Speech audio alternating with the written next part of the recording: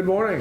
It is the Thursday, January 16th at Senate Agriculture. We have the honor of having the Secretary, Anton Tebbetson, today with a bunch of his folks, and you folks are the reason why we're here. So, Secretary, we're just going to have a wide-ranging discussion of whatever you want to tell us today. We have an hour and a half for you to get through whatever you think that we ought to know at our first introductory meeting. We have a brand new committee other than Senator Collmore. There's no detail that's too small that you think that we ought to know. So welcome and thank you for coming.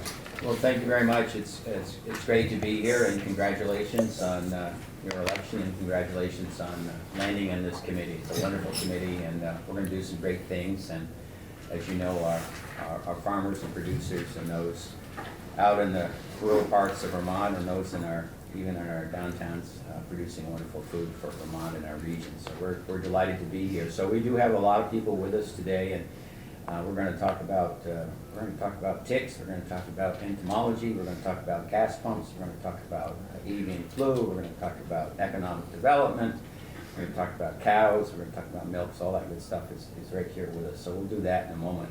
But I first wanted to maybe just give you a sense, and it's our mission statement at the agency, and I think it's important that it gives you an idea of what we're all about.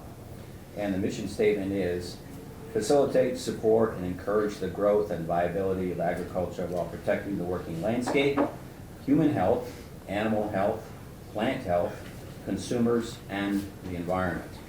So that's what we do. So that touches our lives and everyone's lives every day as you come to work and whatever. So it's a pretty wide-ranging mission statement, but we're glad to help with that. I wanted to begin. I think maybe I'll start with the weather that you all have lived over the last couple of years and how it's impacted many of your constituents and so forth in every region of Vermont. So we know that a little history. We know we've had two significant floods in 23 and 24, and it's created a lot of challenges. And through that, we've been talking with our farmers.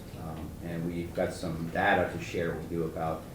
We've had some granting programs through the Commerce and Economic Development Agency and Agriculture, some of the losses. But I'll just give you a scope of the losses that some of our farmers have been having over the last couple of years. So we had 23 and 24. It began with a hard frost in 23. Some of your constituents may have lost some berries, may have lost some vines with the wine industry. Somebody may have lost some, strawberries and a lot of vines and all that kind of stuff happened during that period of time. So it was about a $10 million loss in May of 23.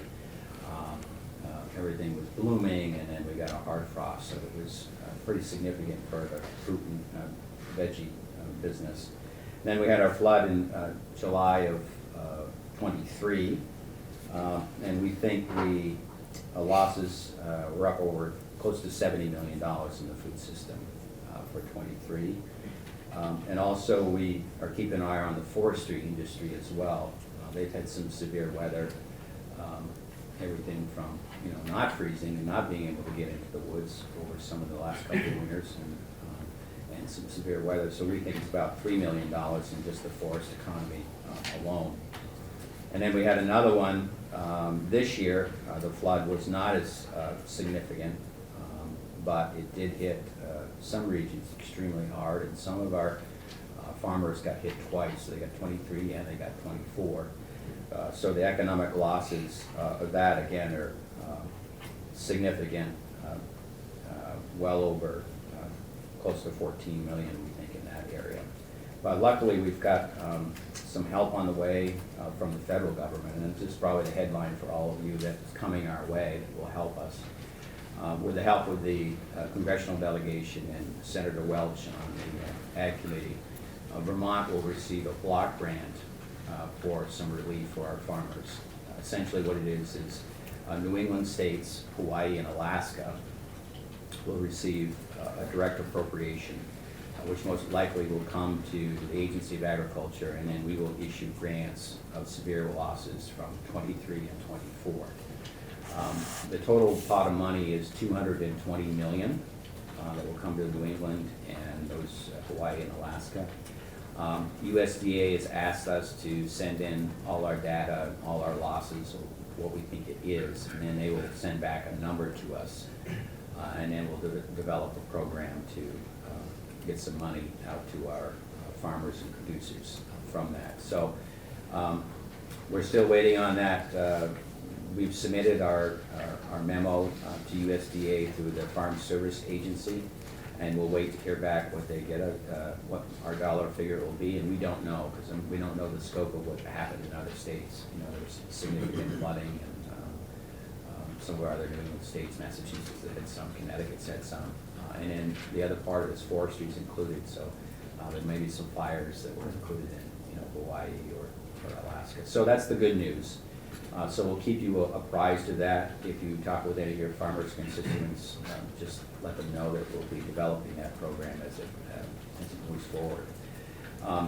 Yes. Yeah. Secretary, do you know yet how you'll prioritize the money that will be distributed? Is it by a certain type of farm or the amount of loss? Have you figured that out yet? We have not figured that out, and we've asked, we think it will be flexible money, which is good. For example, we've asked them, we've had some of our producers that may have been in the floodplain would like to move maybe their hoop house or the greenhouse out of the floodplain and move it to higher ground. Would that be an eligibility way we could use the money? And they're looking at that, but I think we've had, crop losses will be part of it, under the state program through, we call the BGAP program, that was agriculture was part of the Commerce Plan. That was 30% of their losses. So and that was physical losses. So it wasn't like, for example, if someone had you pick your own blueberries, and they weren't able to do that, they could do the economic loss of that. They could do the physical losses of it and so forth. So. So they've only, a lot of them only been covered about 30% of their losses. So I think there's a lot to make up, because, some farmers, lost hundreds of thousands of dollars in these floods. But we put a series of questions to USDA to answer some of those questions, and we hope it will be flexible money that we can do, maybe some mitigation dollars as well. So if the farmers wanted to do something, as well as just the economic loss that they've had and the physical loss, that we can do something flexible. We'll get that. We hope to get some of those answers, and we don't know that. I think we don't know the timetable on this. I think there is some effort to move it along, because some states have had no programs at all for their producers or farmers. So some states are really pushing for USDA to make some decisions. So usually, Secretary, when we are seeing this type of money come out of there, there's mandates or there's a lot of direction that comes from the source of the money. And it sounds like you're not hearing a lot of that right now. It sounds like it's gonna be kind of up to you to figure out how to get that out the door. I think so. There will be some things that we will have to follow. There is another program through FSA with crop loss, and one thing that they did say to us, they don't want to pay a farmer out of this and then pay him out of this as well. So we've got to make sure that they're not getting two payments from, because there's another larger USDA program for crop loss that they've authorized as well, but that's being run by the federal government. This one will be, comes to us, and then we'll get the money out in a program. I think we had some more questions. You asked it. Okay. Yeah. And I Good, please. follow up, and you have to forgive me, because I'm a bit of a neophyte as far as agriculture, so as much as you can learn. Is there insurance for these losses, and is it through government insurance or private company? There is an insurance program that is run through USDA, but as we found through our, we have a flood task force that we stood up at the end of '23. The return on investment is pretty limited. Our farmers, essentially don't have the size and scale to really take advantage of some of those insurance programs. And Nicole Dubuque is here, as head of operations, she's a co-chair of our task force. They've done a deep dive on the insurance issues with farmers. And I think they've made some recommendations that would have to be made at the federal level to make it kind of more to our size and scale. But there are some that do participate in crop insurance.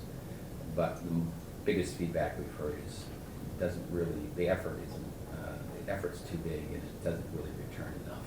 So that's part of a bigger national issue with, because they're designed for some of the larger rural crops, so. Thank you. So it sounds like we're gonna have a lot more to talk about that at some other time when you Yeah. have more information, so we'll, Yeah. on And we we go. really, once we welcome any feedback, if you hear from constituents what you think they need, and then we'll develop that program, and of course, messaging will be very helpful to you all to, once we know what it is, to make sure people know about the program. Everyone is so busy, you gotta really tell people 6 times that this is it. And we're trying to develop it will be somewhat easy and efficient for them to apply. That will be one of our goals as well. So that's good, and we're appreciative that we can 23 and 24, so both of our severe weather events Nice. as well.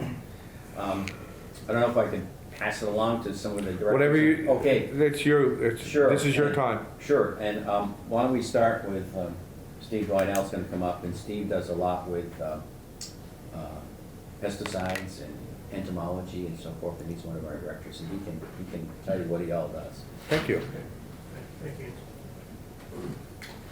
Thank you, Senator. Thank you. Good morning. For the record, my name is Steve Dwinell. I'm the Director of the Division of Public Health and Agricultural Resource Management for the agency. And we're a relatively small division. We're a regulatory division. We have 11 statutes we're responsible for implementing. We have 19 full-time staff. We have between 6 and 8 seasonal people we bring on to help us during the active seasons. We have 9 general areas, 9 general program areas. One of them is to register and regulate agricultural inputs like fertilizer, commercial feed, seed, and pesticides. So we register those, make sure they meet the standards they're supposed to meet, and work with those industries to make sure they're in compliance with the statutes. We regulate plant nurseries, so we inspect and regulate nurseries that sell plant material, make sure they're not selling invasive plants or plants that shouldn't be distributed. We inspect them for disease. If they have diseased plants, we'll have them pull them out of the stock, that kind of thing. And it's kind of a minor function, but an interesting one is we also register ginseng harvesters. So folks that harvest ginseng and sell it have to be registered. We have a set of rules associated with that. We register, inspect, and assist Vermont beekeepers. So we have a full-time apiarist, state pollinator health specialist who, just as an aside, was just elected to be the president of the Apiary Inspectors in America. So she's well respected in the industry, obviously, and knows what she's doing. We certify and license pesticide applicators and dealers.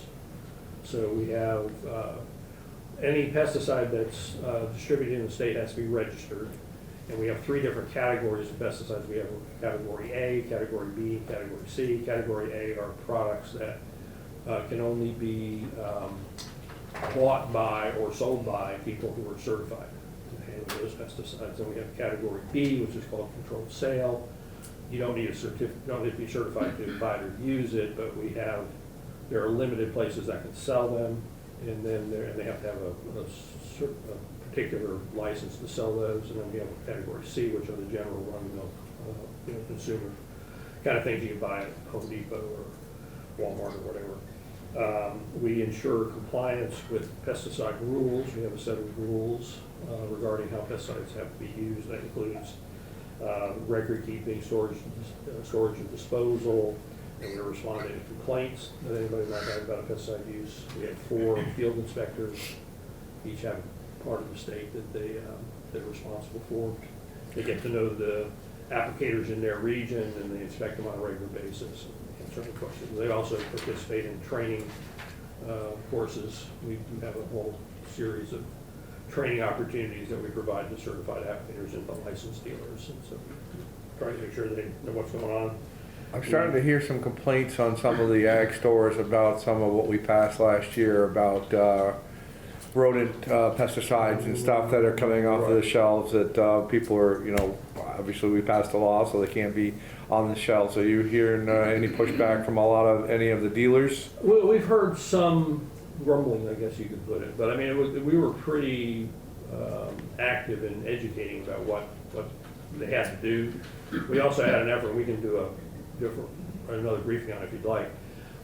We made a pretty active effort to educate folks who sell rodenticides what the requirements are. So, for example, a lot of the rodenticides, which can be bought still just by consumers, it's a legal requirement that they be put into a bait box. You can't restrict, you can't just go out there and throw them around. They have to be in a bait box. And that wasn't being communicated to consumers. So if you go to any store now that sells rodenticide, you'll see a sign that says, if you use these materials, you have to put them in a bait box. So we've done that and educated the consumers about that. We have a video which Hanson narrated, which is on YouTube, which talks about how to do that.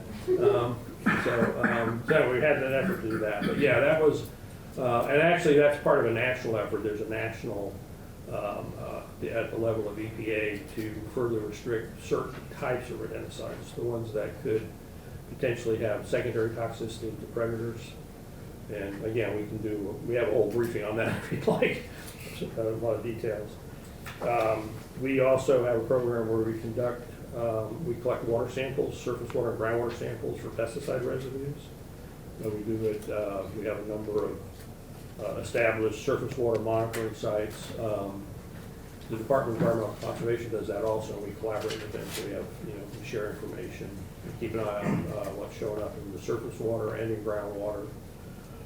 We issue and enforce permits for certain types of pesticide applications. So under our rules, if you want to do a right-of-way application, if you want to apply mosquito adulticides with a ULB truck, or do an aerial application, or do an invasive species control on property, not your own property, but outside your own property, you have to have a permit. And so we have a process. Oh, on golf courses too.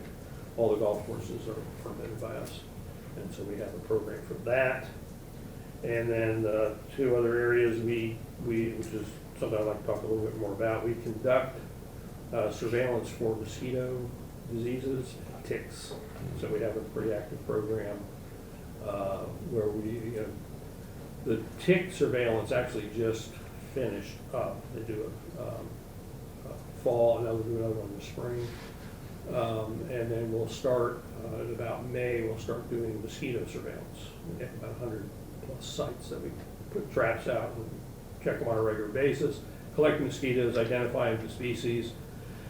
And certain species we'll send off either to the Department of Health lab or to CDC in Colorado and have them test them for viruses. And that's one thing I wanted to just bring up is last year, in that program, we had a record number of mosquitoes that had the Eastern equine encephalitis virus. And you may recall we had 2 human cases, 1 death, and a horse death. And the way that particular virus works with the insect, with the mosquito population, species that carries it, it goes in a cycle, and we're afraid we're on the uptick part of the cycle. So we're kind of anticipating and getting ready for a higher number of occurrences next year. And we're working real closely with the Department of Health and giving all the information we have. And then if the numbers of mosquitoes carrying the disease are high enough and the population is high enough, we may have to do some treatment.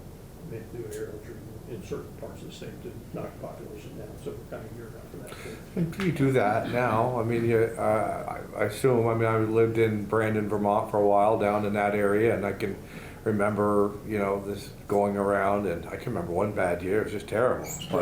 Right. So is that a program that happens Well, that, so. as needed? Well, Brandon and Whiting, a couple other towns in that area. Yeah, have the, there are 2 organized mosquito control districts in the state, London Fair and Otter Creek watershed. And it's based in Brandon. And they do routine monitoring and treatment for what are called nuisance mosquitoes, which are basically just mosquitoes that aren't, we're not suspecting that they're carrying disease, but there are high enough numbers that they're a problem. And so those are programs that we permit and regulate and work with. You know, make sure they're following the rules and are doing it properly. But for what I'm talking about is if the populations of the particular species of mosquito that carry this disease are high enough, and last year they were up in the northwest part of the state. Right. And that area doesn't normally get mosquito control, so we'd have to do something there. We have contracts in place with aerial applicator, specialized aerial applicator and ground-based treatment. That if we had to, we'll go in there and knock those populations down. That decision, the decision to do that will have to be made by the Department of Health, though. Secretary Levine will be the one that decides if to do it or not, but we're just gonna be ready to do it. So typically the area that's had the virus isn't a place where you do a controlled spray, No. but you're just preparing to. Okay. Right, exactly. Okay. Yeah. And why do you suppose that it would be up in there, in that area, and not down into a heavy populated area as far as in Brandon, Forestdale area? Where Well, the reason is because, so the Eastern equine encephalitis virus is transmitted by a particular species, Helicium elmer, I don't know if it has a common name actually, but it breeds in acidic hardwood swamps. Okay. So, the problem with that particular mosquito, and it primarily feeds on birds, and so it's a bird mosquito disease cycle.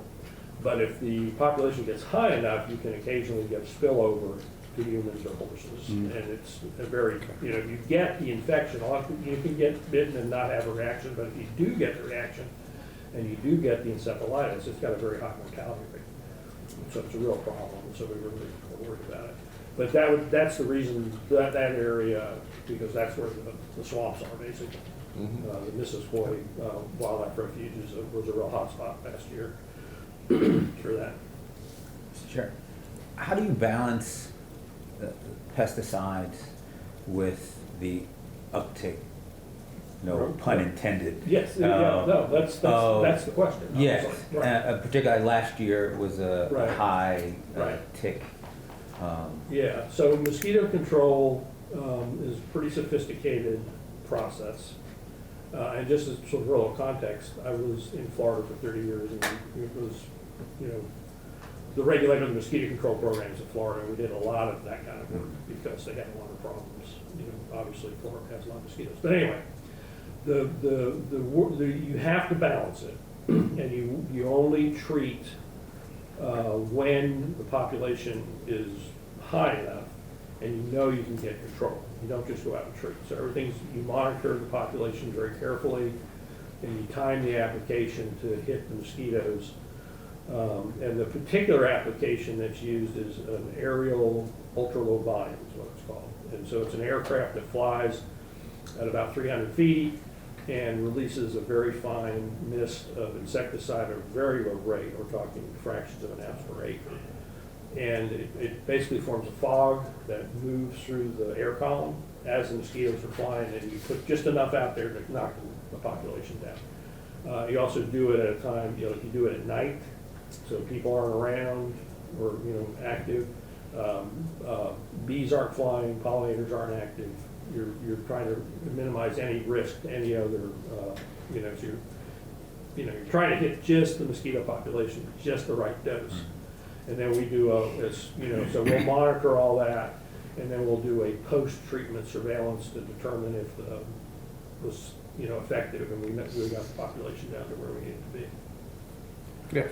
Thank you, Mr. Chair. So, Steve, does there seem to be a correlation between the change in temperatures? You know, we haven't had below zero, and I don't know what the threshold is for either tick or mosquito, but at some point they Yeah. don't thrive. Yeah, well, the species we have in Vermont are adapted to survive cold Okay. temperatures. So, you know, particularly severe winter isn't gonna like solve the problem. Obviously, the more warm temperature, the wetter it is, that's more conducive to mosquitoes. And actually, high moisture is actually a little worse for ticks because they have parasites that get them. Oh. But anyway, the bottom line is they're doing fine. and we're gonna have to live with them. Okay. They can adapt. Right. Yeah, they've been doing this for a while, and they know what they're doing, so we just have to, it all boils down to surveillance. Yeah. You know, and keeping an eye on it, and having trained people who know what they're doing, and collecting the correct information, which is one of the reasons we work with Otter Creek. We wanna make sure they, Yep. you know, they have the skills that they need, because it is, you know, it is technically challenging to do it. And the good news is that the science of mosquito control is pretty sophisticated. There's a lot of work that's been done on how to do it correctly. So, but Thank you. I'll go ahead and let other folks talk. Thank you very much. Abby, we're gonna move into economic development now. Yes. A lot going on there. Good morning. Good morning. Abby? For the record, Abby Willard, I'm the director of the Ag Development Division at the agency. So we're one of the 6 divisions that many of which you'll hear from today. A major difference being that we're a non-regulatory division. So we do focus on economic development. We have 23 staff, which has grown significantly in the last 5 years. A third of our staff are supported with general fund dollars that are appropriated by this body. And 2/3, the remainder, are supported with special funds or federal resources. So one of the things that our agency and the Ag Development Division is good at is like bringing federal resources to the state. And with that, we've been able to grow our economic development team pretty significantly in the last 5 to 10 years. We have 5 sections within the division: market development, marketing and focus on export, and then 2 sections that are focused on specific programs. So one is the Working Lands Enterprise Initiative, which is our longest standing economic development program, been in existence since 2012. And then the Northeast Dairy Business Innovation Center, which is housed at the Agency of Agriculture, though it serves the 11 state Northeast region. And again, that's a federally supported program. And then we have a grants and contracts team. So given the hundreds of different grants that we put out every year in contracts, having an effective grants and contracts team that's very familiar with bulletins 5 and 3.5 is really an important part of the work that the division does. So what we do is we support a lot of businesses, we build partnerships, we make investments that help either grow markets or explore innovative new product development or creative solutions to challenges that businesses are facing. We focus a lot on messaging and communication and community engagement. So I would say that sort of summarizes a lot of the activities that the Ag Development Division does. Much of our work is spent in distributing grants. So in fiscal year 24, which is the last fiscal year that we have kind of like a full data set for, since we're in fiscal year 25 currently, we released 22 different funding opportunities, some of those with state dollars, some of those with federal resources. And we granted out over $11.4 million in fiscal year 24 to over 260 recipients, which is probably the largest, significantly largest kind of investment year that the division has had forever.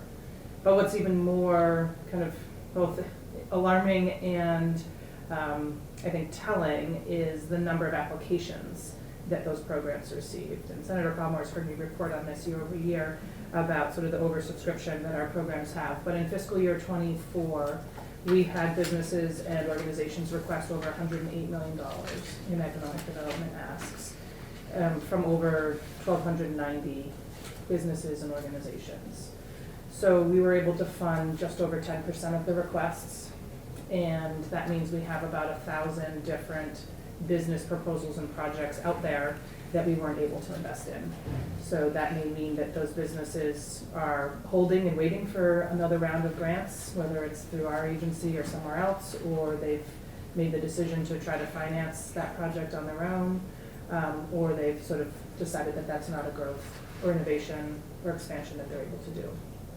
So we're very attuned to that population of individuals that didn't receive grants just as much as we are to celebrate the impact of those businesses that were awarded.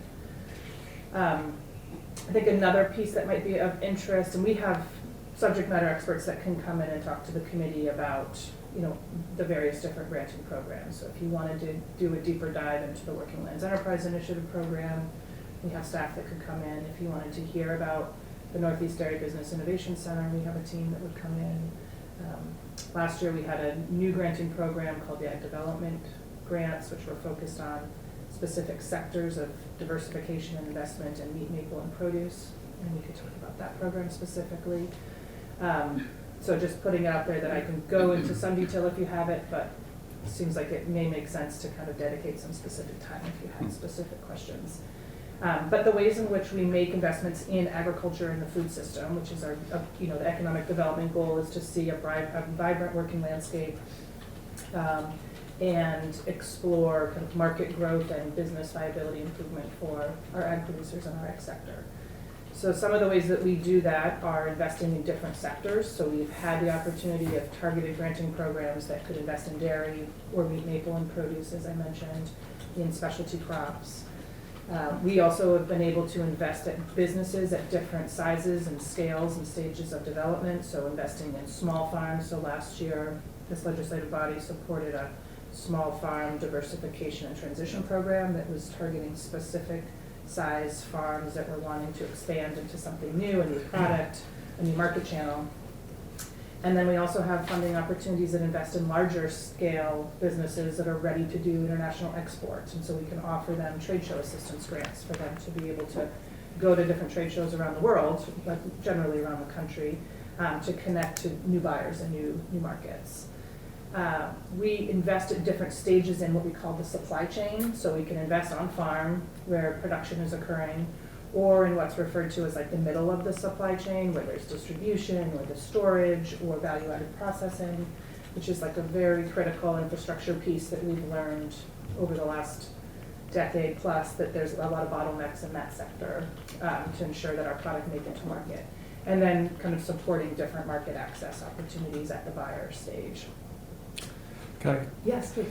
So I had the fortunes of being asked to go to Taiwan, and I went in November, and I went with 2 senators from Maine, 2 from New Hampshire, a senator from Massachusetts, 2 House members from Rhode Island, and Senator David Weeks and I from Vermont. And my mission was, I took over about 20 little bottles of maple syrup, and my mission was to get 20 to hundreds of thousands of gallons of maple syrup into the Far East, and had I had another 20 days, I could have done that. But I just didn't have enough time. But what we are trying to work with now is, in fact, we just had our first meeting, is to set up an economic office of 5 states in Taiwan, and to do that. And I think that we can probably get Massachusetts to crack that biggest nut of that. Because of their scope of what they have, and so I would talk with you about that at some time, if we could do that. In fact, I am going to have one of the Maine senators is now chair of agriculture in Maine, and I do plan to have her come down to the State House here, and so we would be very interested in meeting and trying to set something up over there. The access to those markets over there are unbelievable. We met with all the trade ministers. I mean, we're talking about getting into 6,000 different vendors and marketplaces by just having, you know, and it's not just trying to sell this product in Taiwan. It's just Taiwan's the beacon of freedom over there, and to be able to have this office. And at one time, Vermont did have an office there, from what I understand.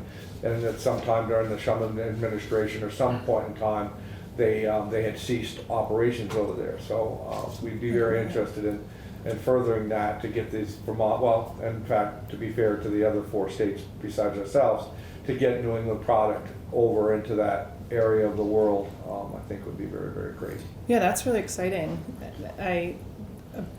We have participated, the agency has participated in a variety of trade missions that sounds like a very similar effect, which is sort of bringing Vermont products and producers and economic development staff we went to Japan, we've been to, to China, to other countries to sort of explore market opportunities and sort of meet with trade officials. Secretary Tebbets has been on some of those trade missions, and it's a great opportunity to sort of showcase what Vermont has to offer for products. And then we participate in a food export program which helps finance businesses to be able to make those international trade relationships.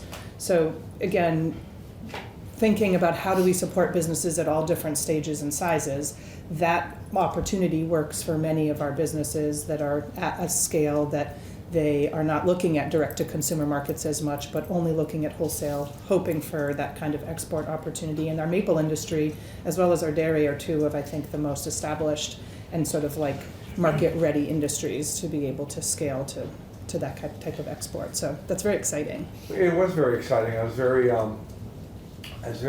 dismayed, actually, that a society that loves natural sugars, and nothing more natural than maple. You drill a hole, put it in a bucket and boil it, and then it keeps forever. Did you tell them it was that simple? I did. That simple. And to go there, believe me, I told them. And to have them not even understand what that was. Yeah. When I know, sampling some of their product, it's the same idea, but ours is better. That's it would be to open that market up where there's 1 billion people plus. If we could get 1% of that market, we wouldn't be able to tap enough trees in the state of Vermont. I'm quite sure of that. So. We also receive at the agency a federal marketing fund through USDA called ACER, which is sort of the Latin name for maple, that focuses on exploring new market opportunities. And we've been looking at Texas, for example, so like within the United States, but where we looked at, like airplane travel routes of how many, movement between Vermont and other parts of the country where there was, logically a relationship or a connection established, and so an opportunity in the barbecue industry in Texas. But we've also looked at some international markets, and I think the ACER grant funds, which we have access to every few years, could also be, kind of established to target potentially Taiwan as a trade routes of the world started, right? market. The trade routes of the world did the same thing. So, so I think we have a lot to talk about and connect you to our marketing team. Mr. Chair, first of all, thank you, Director welcome. Woolley. Your grant process, having written some grants, the grant writing is not the easiest thing in the world to do. No, it's not. Particularly if you're you're a farmer and you're working. So, do we have communication and how to do that? Secondly, you fund about 10% of your applications, if last fiscal year, yes. Right. So, do we also, to these the farmers that didn't get grants, do we give communication? Hey, here are some federal grants that you can get, or some foundational grants that you can also apply for. Since we didn't, do we do that as well? Yeah, great questions. Our granting team has standardized over the past 10, 15 years a lot of our grant making processes, which we've had to do out of necessity as we've kind of grown the programs, and they all have different eligibility criteria. Some come with specifications from this body, some come with federal requirements, but we've tried to streamline the process and the experience for the customer as best we can. We have an online grant portal called Web Grants, which is what we use to sort of both filter all applications that come in, all invoices and claims as they come from the businesses, and where all reporting, in progress reporting is required of our grant recipients. We originally thought that businesses in the ag and food sector were never, and forest sector, which we also support through the Working Lands Program, were never going to submit grants. And what we're realizing is that with the right guidance, with clear instruction, with kind of consistent opportunity and the same process being available year over year, and some of our and collective partnership investments in helping with technical assistance, businesses are willing. So we had almost 1,300 businesses apply for grants through this same web grants portal last year, just in our economic development program. And there's other grants within our agency that businesses also applied for, particularly in the water quality division. The Maple, they've had where they can get large grants right now, and some of them sugar makers.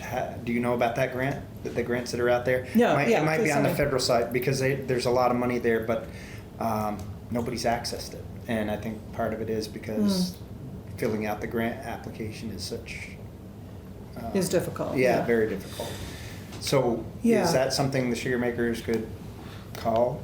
to have Yeah, help? so there's great, they could call us and we could help connect them to resources, and we do this all the time where we hear from businesses that are wanting to do a project and they don't know where to go for resources, or they know what they want to apply for and they don't feel that they have the capacity or the confidence to be able to complete an application.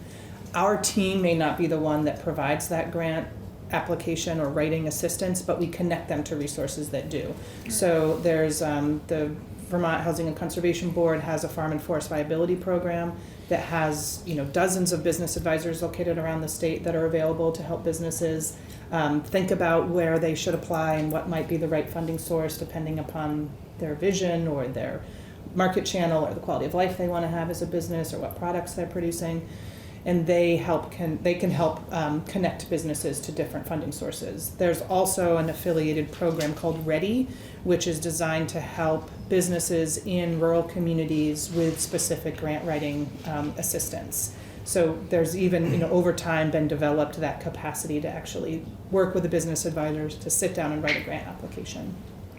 I will say though that our experience has been that some of the federal funds that have been made available in meat slaughter and processing, potentially this case in the maple sector, though I will admit I'm not familiar with this in particular, are not very accessible to our scale of operations. And so we've had to have many of those conversations with USDA and other partners that these don't reach our businesses based on the production scale or the complexity of the application or the design plans that they expect businesses to have. From what I was told by this person was that the money's there, they just people haven't taken the time. And they changed it from, how many classifications, they'll narrow it down so it's hard to get the money. They've opened it up because nobody's been taking advantage of it. So we could look at, if you would send it to me or I can reach out to get it from you, we'd be more than happy to sort of look into it a little bit more. Sure. Make sure that the Maple Sugar Makers Association is aware and maybe they have some ideas as well. All right. Thanks for bringing it up.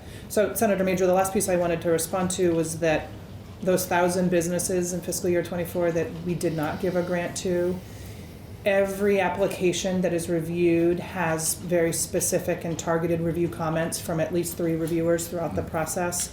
And we send personalized and targeted responses to every denied applicant to say, we're happy to share very specific feedback on your application.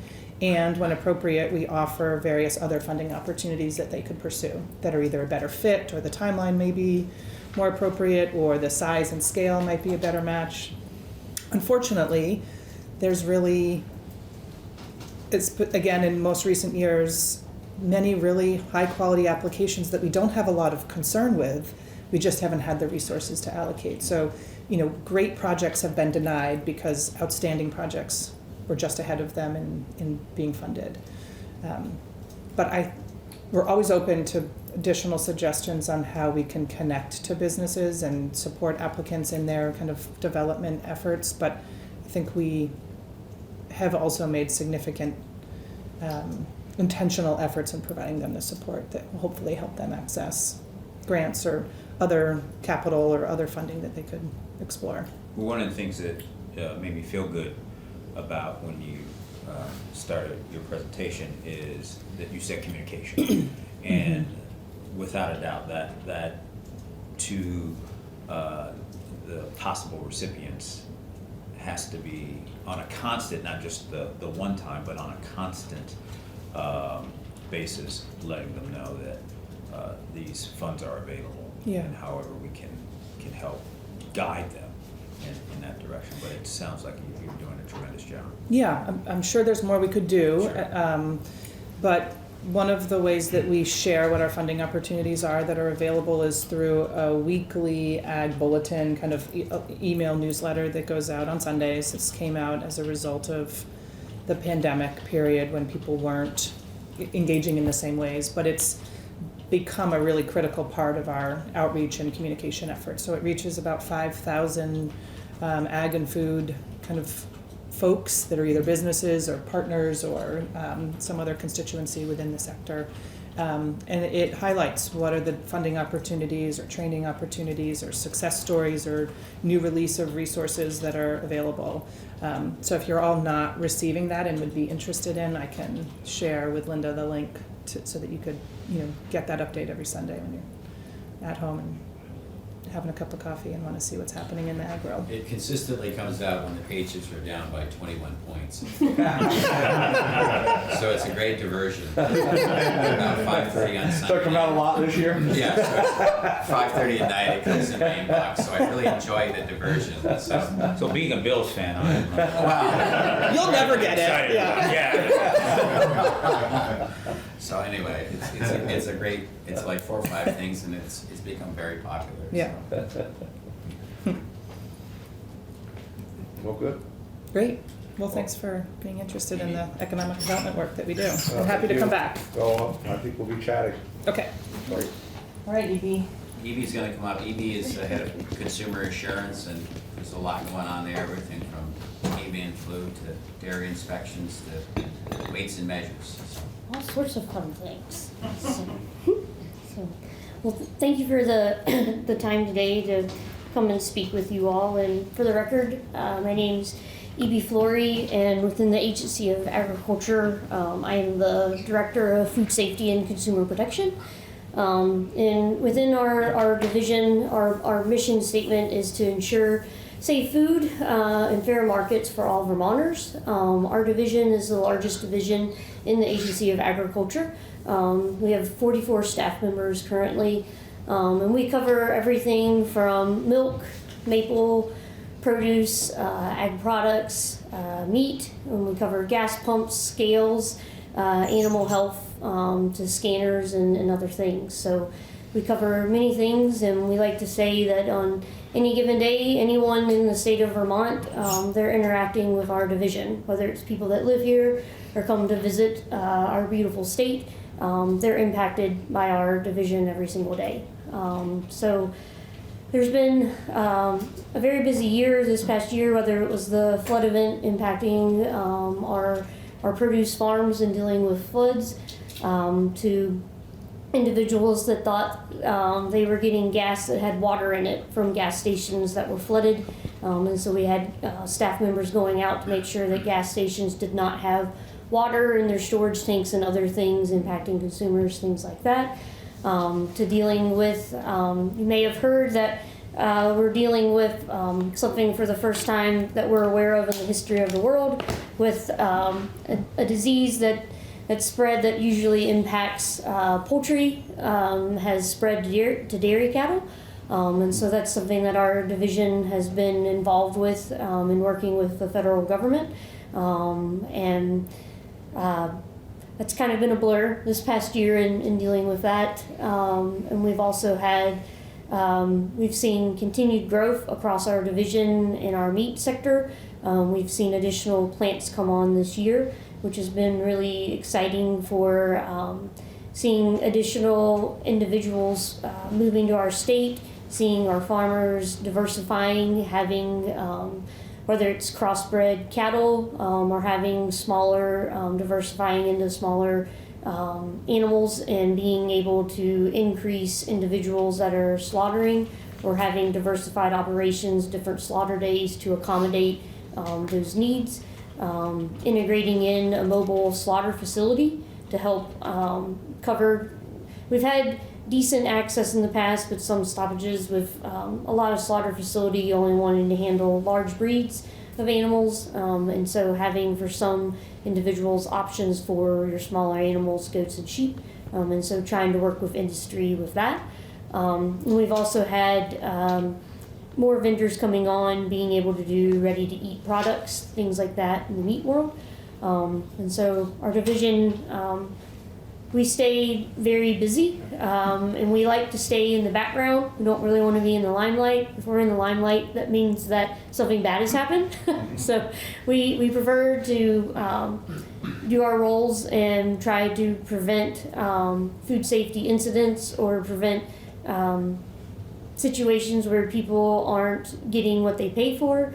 Our weights and measures section spends a lot of their time making sure whether it's propane or fuel trucks, meters, asphalt plants, you name it, anything involved with a scale, like that integrity when you go to the market and you measure your fruit, or when a propane truck or a fuel truck, an oil truck comes to your home, that ticket that you get, that meter that is pumping for someone and says you got X amount of gallons or what have you, that's actually what you got and that you're paying for what you have. That we have staff across the board in the whole state, like ensuring, as Anson said, like consumer assurance that people are getting what they pay for. So we have a very, very dedicated team across our division that's very passionate for what we do. And we do field a lot of complaints and other things that come from constituents, and we try to make sure that whatever those issues are, that we find out, and if those are founded, that we follow up with those businesses and work with them to correct those issues and educate them to try to mitigate those problems for the future. So. And where are we with the cross-contamination from going from bird to cattle, as far as that? It's made the news some and it's caused a little fear, especially in the dairy parts of the state. Yeah. Where are we with that? So right now it's, I'll do just a general overview. Currently to date, it first started in the panhandle of Texas, and the current epidemiology study that has been done and continues to be done by USDA still shows that they believe it was a single spillover event. And what that means and what's important for our farmers is that as the cattle strain of HPAI continues to spread on dairy farms, is that it is spreading from cattle to cattle or from fomites, which would be like the virus on someone's clothes or on their shoes or on a cattle trailer that wasn't cleaned appropriately. It's spreading through that contact and not through birds to cows. So that's really important. Like, we've had a lot of our farmers are worried that, migratory birds coming through their farm or eating their feed, like they're worried that they're going to get HPAI. And there has not been evidence to date since that one event in Texas, which was in late February, early March of 2024, but that's not how it's still spreading. So USDA is spending a lot of time and effort, and they can track as it has spread through the country, that it is spreading from cattle to cattle. And so USDA's initiative, they do believe that the strain that is impacting dairy cattle, that they can eliminate it. And to date, the closest states that have had the dairy strain to Vermont has been Ohio and North Carolina. In looking at what we have seen across the country, the movements that USDA has traced is from animal movements, and we don't believe that this is in New England. USDA, about a month and a half ago, released an initiative where they wanted to increase their surveillance in an effort to find where the virus is, to try to find it and then eliminate with more data, knowing where it is, to try to mitigate spread, again with an effort to extinguish it. In working with USDA and with Secretary Tebbets, we identified as a state because we export so much of our milk, Our plan within Vermont, and we started this at the beginning of the new year, we have started testing our dairy farms at the bulk tank level. And so we are testing each one of our cow dairy farms once a month. And so far, all of them have been negative. So we just started a few weeks ago. We've tested right now right around 50 farms, and we're easing in and developing our processes. Things are going well, and so far we don't believe this is in New England. There's also been requirements since April of 2024 from USDA for any lactating dairy cattle leaving the state, so this would be nationwide, that they had to be tested. And across all of New England and New York State, we've not had any animals test positive. Also, like any cow that has showed symptoms of like HPAI, like veterinarians have had to submit samples. And we've not had any in New England or New York State test positive. So currently, we don't believe that it's here. But we are participating in this program with USDA for monitoring. So at this point, we are monitoring to make sure that it's not here. And if it does show up, we will be able to respond quickly to mitigate spread and to help USDA in their initiative to try to extinguish this strain. Mr. Chair, what's the protocol if it does happen on a farm? Do they stop shipping? What will be the protocol of So my farm? It comes on it. Now what happens? So, excellent question. Early on in this response, the Food and Drug Administration, FDA, they are the federal agency that handles the milk safety, and that's who I primarily work with. Dairy is my specialty within our division at the Agency of Agriculture, and they confirmed overwhelmingly that pasteurization eliminates the virus. So the food supply is safe with dairy, and that was a very relieving thing to confirm. And we have confirmed with our milk cooperatives and processors in the state that if we did have a positive case, as long as the milk is going to pasteurization, farms would still be able to ship their milk. So there wouldn't be an issue with milk leaving the farm. And so if we did have a positive case in Vermont, our animal health section within our division would work with the farm. We would put them in what we call a quarantine, which would be working with the farm to identify animal movements going on and off the farm, and identifying ways to clean equipment or cattle trailers and things like that to prevent the potential spreading of the virus to other farms.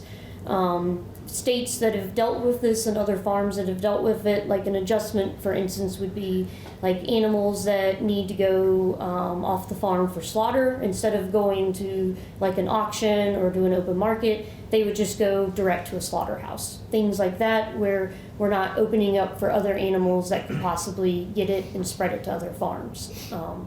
And it's every farm is different. Every farm is managed differently, and like how long do herds have it fluctuates. And so our animal health staff would work with the farm until it has cleared the herd. Unlike with poultry, when they get HPAI, usually with that you're going to see the poultry flocks, they don't survive the virus. Cows are resilient and they do survive the illness. And so you normally see animals ill for a week to 2 weeks. And so we would be working with the farms until the virus has cleared the farm, and then we would lift the quarantine and things would go back to normal for them.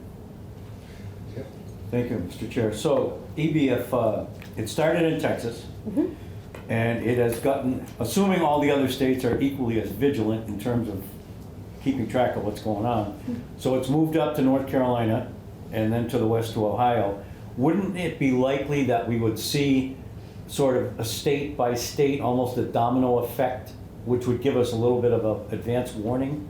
Does that make any sense? Mr. Senator Collmore, so some of the initial spread that happened early on was we didn't even know what we were dealing with as a country. And so what first happened in Texas, it was in Texas and then it went to New Mexico, and veterinarians didn't know what was going on. And, you know, it was just like we have these symptoms, respiratory illnesses. Cows didn't really want to drink. They didn't want to eat. You could tell they just didn't feel good. And it's like, what's going on here? And a veterinarian in Texas was like, I'm sending a milk sample in to test for HPAI. Like, we're just testing for all these things, and it tested positive. And it was just like, this has never happened before. Like, wow. So this in-between time, for some of these farms that are really big, you had cattle moving to other farms. Like, you had, heifer facilities, you had calving facilities, and all these other farms in other states where they were all moving around. Yep. And so some of it jumped around initially just because of that. And USDA put incrementally in place certain parameters for movement. And then some of the spread has been found that unfortunately some people did move animals illegally. And so that's been some of the issues that the federal government has been working and trying to handle. For the farm in North Carolina that had it, that was probably at least 6 months ago, and they were what I would call a closed farm, which would be a bit more common in Vermont. They all had their animals all on one property. They got it from one animal, and they kept their farm closed herd, all animals in one place. It cleared, and they're fine, back to business as usual. So it did not spread to a lot of other farms. So like, their quarantine in place. No, to my knowledge, no other dairy farm in North Carolina got it, and things returned back to normal for them fairly quickly. So. Thanks. Mr. Chair. And there is no antibiotic for it. You just run it's a virus, so they just let it run its course, right? Yes, like treatments for the animals, like private veterinarians are working with the farms to, treat the symptoms for the cows and making them comfortable and keeping them hydrated and other things like that. USDA is working on vaccine development, but some of that, what USDA has said is that is not the sole solution, and also vaccines do have trade ramifications in accepting like meat and other things internationally in our products. So I don't know, if a vaccine will be officially approved or not. So, but that is different things that are in development. So cattle to cattle spread, it hasn't hit the food source yet, and hopefully maybe if they were to use, I know it's hard to imagine how you get chicken into cattle as far as the feed source, but fat or whatever that they're using for grains and all that, hopefully in that cooking process of grain or whatever, that would be like pasteurization and milk, so it could spread in that way. So, like feed sources and whatnot, like food wise, like the milk coming from animals, like pasteurization eliminates any of that. There is not a concern with feed going into dairy cattle. Like dairy cattle are not getting this from birds. There have been some cases where farm workers that worked on a farm that had the cow strain, they were assisting with either milking the cows that had it or helping treat cows that had it. They went home with their dirty clothes or their shoes and worked on another farm on the weekend that had poultry, and poultry got it, like that strain. The cow strain is deadly to domesticated poultry, so it can spread in that manner. The other confusing point is that the migratory bird strain in wildlife, that HPAI strain that I'm just going to call the bird strain, that is a different HPAI strain that cattle are not getting. They are two separate ones, and that is still a susceptible strain to, like in Vermont, our backyard poultry flocks. So currently we do not believe that we have the cow strain of HPAI in Vermont.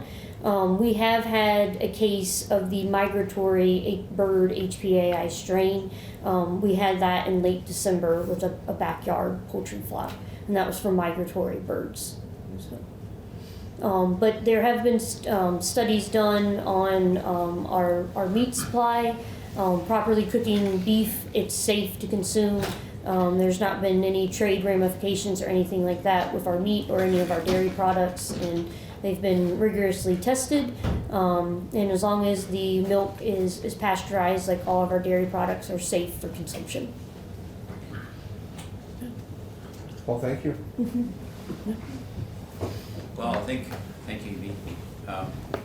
Maybe move to the lab. So Cheryl's with us, and we have a facility in Randolph Center, and Cheryl is the director of the lab.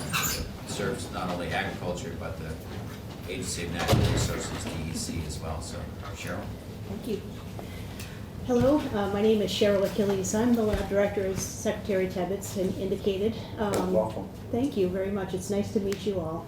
And Senator Collmore, nice to see you again. Thank you. Last man standing. That's right. That's okay. He's been calling it purgatory. I don't know what he means by that. Was never a word I used. It's not so bad.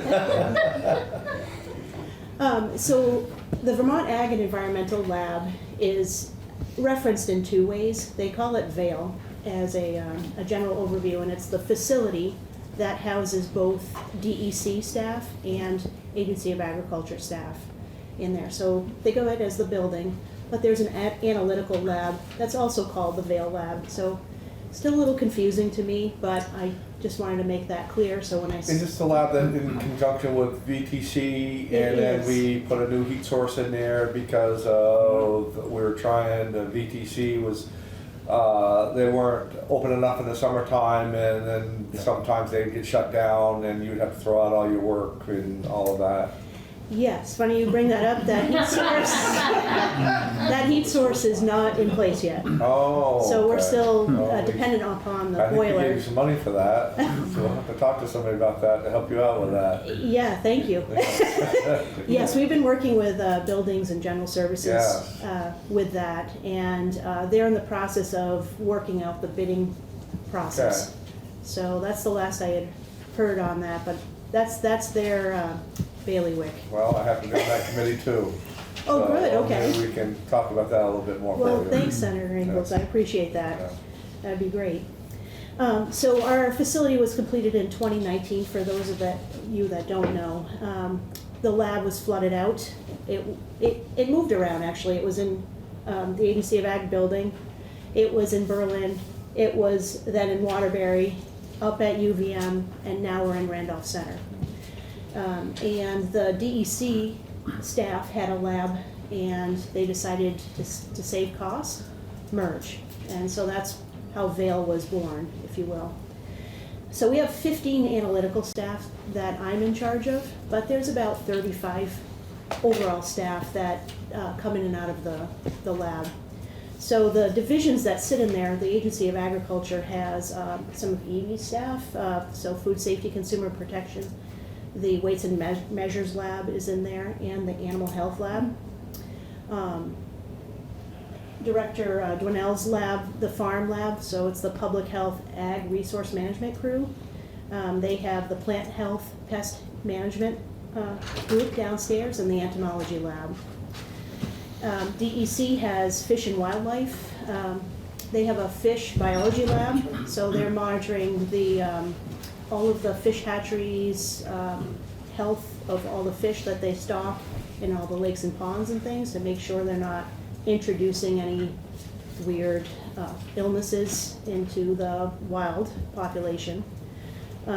Forest and Parks works, their forest biology crew works a lot with our plant health and pest management team. So they have a very nice entomology exhibit, if you will. They're working on digitizing that.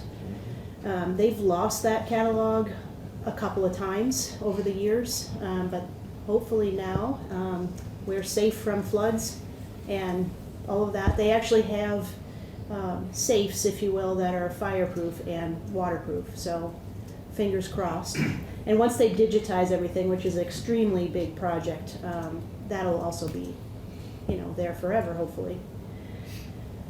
We also have a watershed management division team, so they monitor all the lakes, ponds, and tributaries, and they collect samples of non-potable water for us, surface waters and things, for us to test, things like phosphorus runoff, chloride, and all of that sort of thing.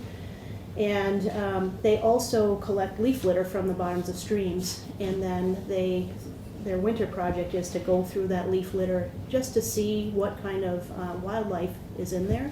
So if there's a lot of bugs and mollusks and things, that's a good thing in their book, as long as it's not an invasive species. They, that kind of indicates the health of the stream that they're looking for. So some of our staff go down to help with that, bug picking they call it, so it's been kind of a fun winter project.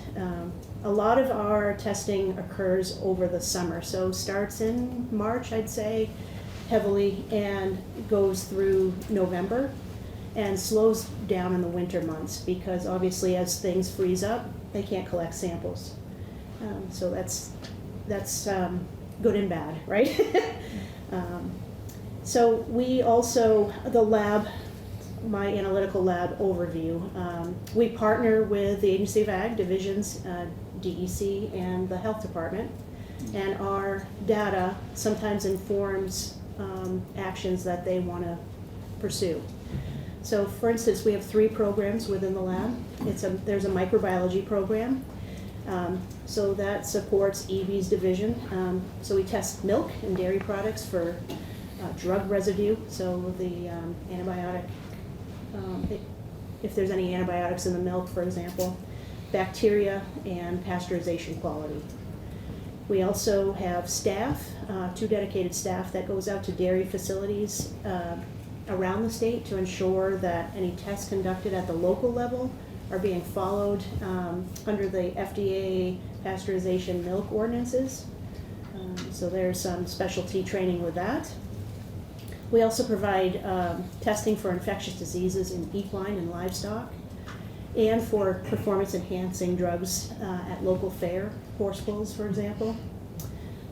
Potable and non-potable water testing for E. coli and torricoliform, so bacteria in the water that could make people sick. We also do tick testing for emerging diseases. So Steve's group goes out and collects ticks. That's our wintertime fun, is doing tick testing, and we monitor for emerging pathogens there. So they're looking at existing things, where it's tracking within the state, such as Lyme. We know that Lyme's pretty prevalent in Vermont, but we're also looking for emerging viruses too. And so that's a kind of a trifecta, working with the VDH and the farm division with that. So that's good. If you can't tell, we're like a support division. We're not out there in the forefront, but we're quiet partners supporting all of that. We also do cyanobacteria monitoring, and we work with the DEC drinking water division and also the surface water, lakes and ponds division. So if you've probably heard over the summer, algal blooms generally happen towards the end of the summer after a long, hot summer. And we had a lot of positive hits, and that testing generally comes from our lab. Occasionally, it's the warnings go out by folks reporting what they see too. So that's kind of a twofold thing. But the tests actually happen at the Vale. In organic chemistry, we have a program that does non-potable water quality testing. I touched upon that with the chloride, phosphorus, lead, mercury, things in water. They have an air toxics metals program as well. They work with DEC. DEC goes out and collects air samples and delivers it to our lab. We do feed and fertilizer testing, and pet food and pet treat label guarantees. So the Agency of Ag has a whole program under Steve's division that helps new people that want to produce pet food and sell it in Vermont. There's a requirement that they have a pet food label guarantee that has fiber and fats and proteins there. So you're doing a lot there. Yes. And the other part of that too is farm goes out and collects around stores and things like that. We do spot checks to ensure that the label that's on the bag of dog food or cat food actually says the right thing. So we kind of doing it that way too. So we get a lot of samples that way. And We also have an organic chemistry testing group. So that program does a lot of pesticide residue monitoring and for enforcement or complaints that come in, unknowns, that gets delivered to the lab. So that helps farm. We also do air quality testing. So any of the organic chemistry tests that are in air that make you sick, DEC, it comes in like a little air canister and they deliver it to the lab. So, and we also provide support for local universities. So for example, UVM and Norwich University here this summer, we undergraduate students do projects, sometimes on a lake or stream project that they're doing. So we provide inorganic chemistry testing for them to help anything that they don't do. Sometimes those schools don't have that particular instrument that we do, so we can help them with their data sets so they can keep on going with their projects. Some of the test improvements that we've done over the last year, we've expanded our cyanobacteria monitoring capabilities. So in the drinking water realm, they wanted to expand not just using the existing kit we had, but to see what was actually all the total microcystin is the type of cyanobacteria that they were interested in, and so we modified our testing for them so they were able to do that. And so the next step they want to do is another method to see if there's some equivalency or if the next method is more robust. So we're working towards an EPA method that we kind of want to go track along with, so we can have federal level quality data that aligns with everything, so we can speak the same language, if you will. We also expanded our surface water testing. So those algal blooms that I mentioned before, there's 4 toxins that we're working with. So it's not just microcystins, there are others that can make people and animals sick, so we're monitoring that as well. We've improved some of the safety in our testing. So for example, one of our instruments required the staff to carry a large jug of acid over their head and put it on top. So we're working to get a new instrument that's coming soon where we can improve that so nobody gets burned, so to speak. We also have just this week received certification for our drinking water to do Method 533, that's PFAS in drinking water. And I just want to temper expectations. I reported this to the House Ag and they got excited, and I got already a customer looking for testing. So the next step that has to happen, we're working with DEC to roll out a more robust program. We have the capability to do the testing, but we want to do it smartly. So once we produce that result, we want to know how the whole process is going to be. So if somebody has a question, can DEC or the health department be ready to answer those questions, what those health effects could be, et cetera. Who are your clients on all these tests? Interagency or everyone? Anyone can send in? Right now, it's going to be interagency, only because there's some complications with the field collection. It's very strict. Yeah.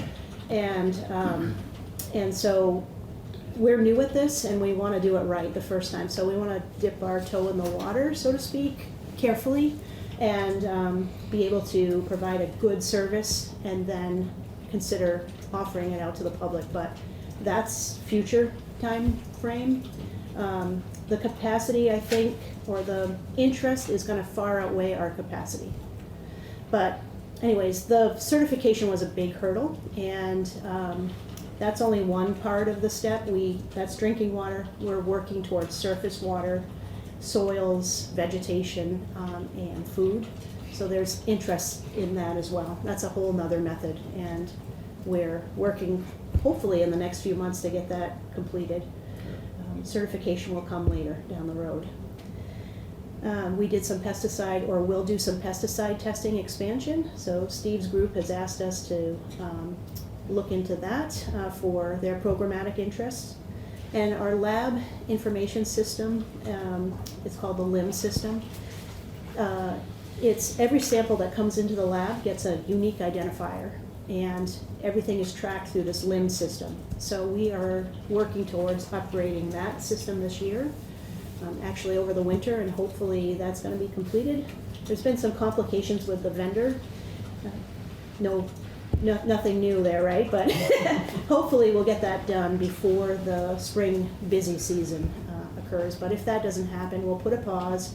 We can use our existing system and then implement when it's slower. So that's exciting for us too. And that's it in a nutshell. Do you have any questions?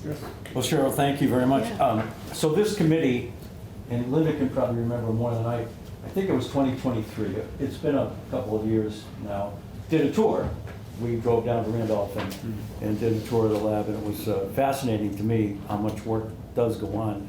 So if there's a day where it's not crazy, I just would suggest if we had time to do that. I think Yeah. everybody in the committee would appreciate seeing what We'd happens. welcome you Yeah. to actually visit, Well, yeah. winter time, we want the heat on, so I have. Well, that's true. I have to do something with the institutions and get BCS going. You betcha, Yeah, yeah. so exert a little influence, I think. Yeah. Anyone else? No. Cheryl, thank you very Thank much. you, thank Sounds you. very busy, yes, I think we need to come see you. All right, have a great day. Thanks. I think we have one more, and Nicole's head of our operations, and mainly, probably the key part for all of you would be the budget.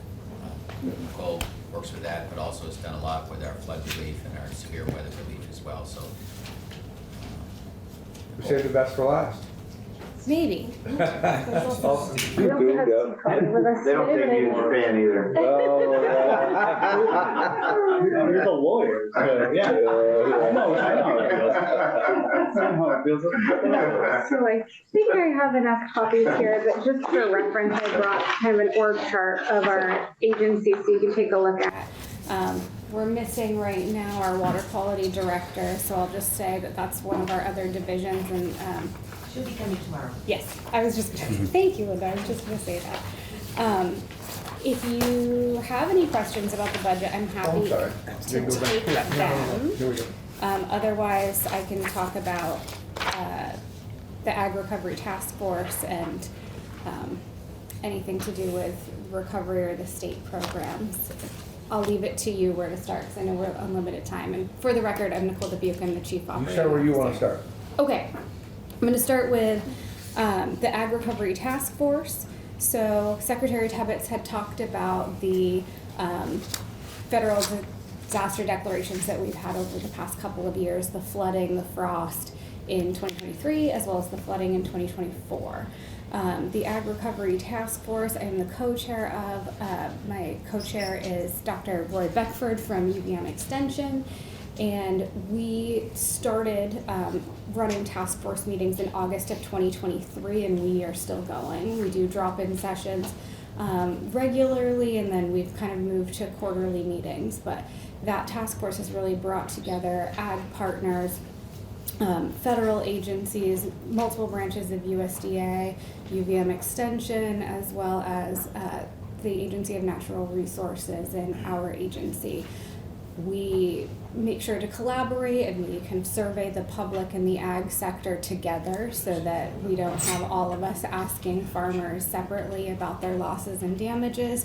It's worked really well. We put out a report in 2023 on some recommendations, and then in 2024 we've continued to kind of work on that collaborative effort. One of the programs that came after the disasters was the Business Emergency Gap Assistance Program, around when in 2023, and then recently we had a round in 2024, and for agriculture specifically, we had around 100 applications that came through, and it was 13.5 million reported in damages for the ag sector, and then another 5 million reported for forest products. So we just to give you some background on BGAP, what it covers, and it's state funded, is 30% of physical damages reported on the application.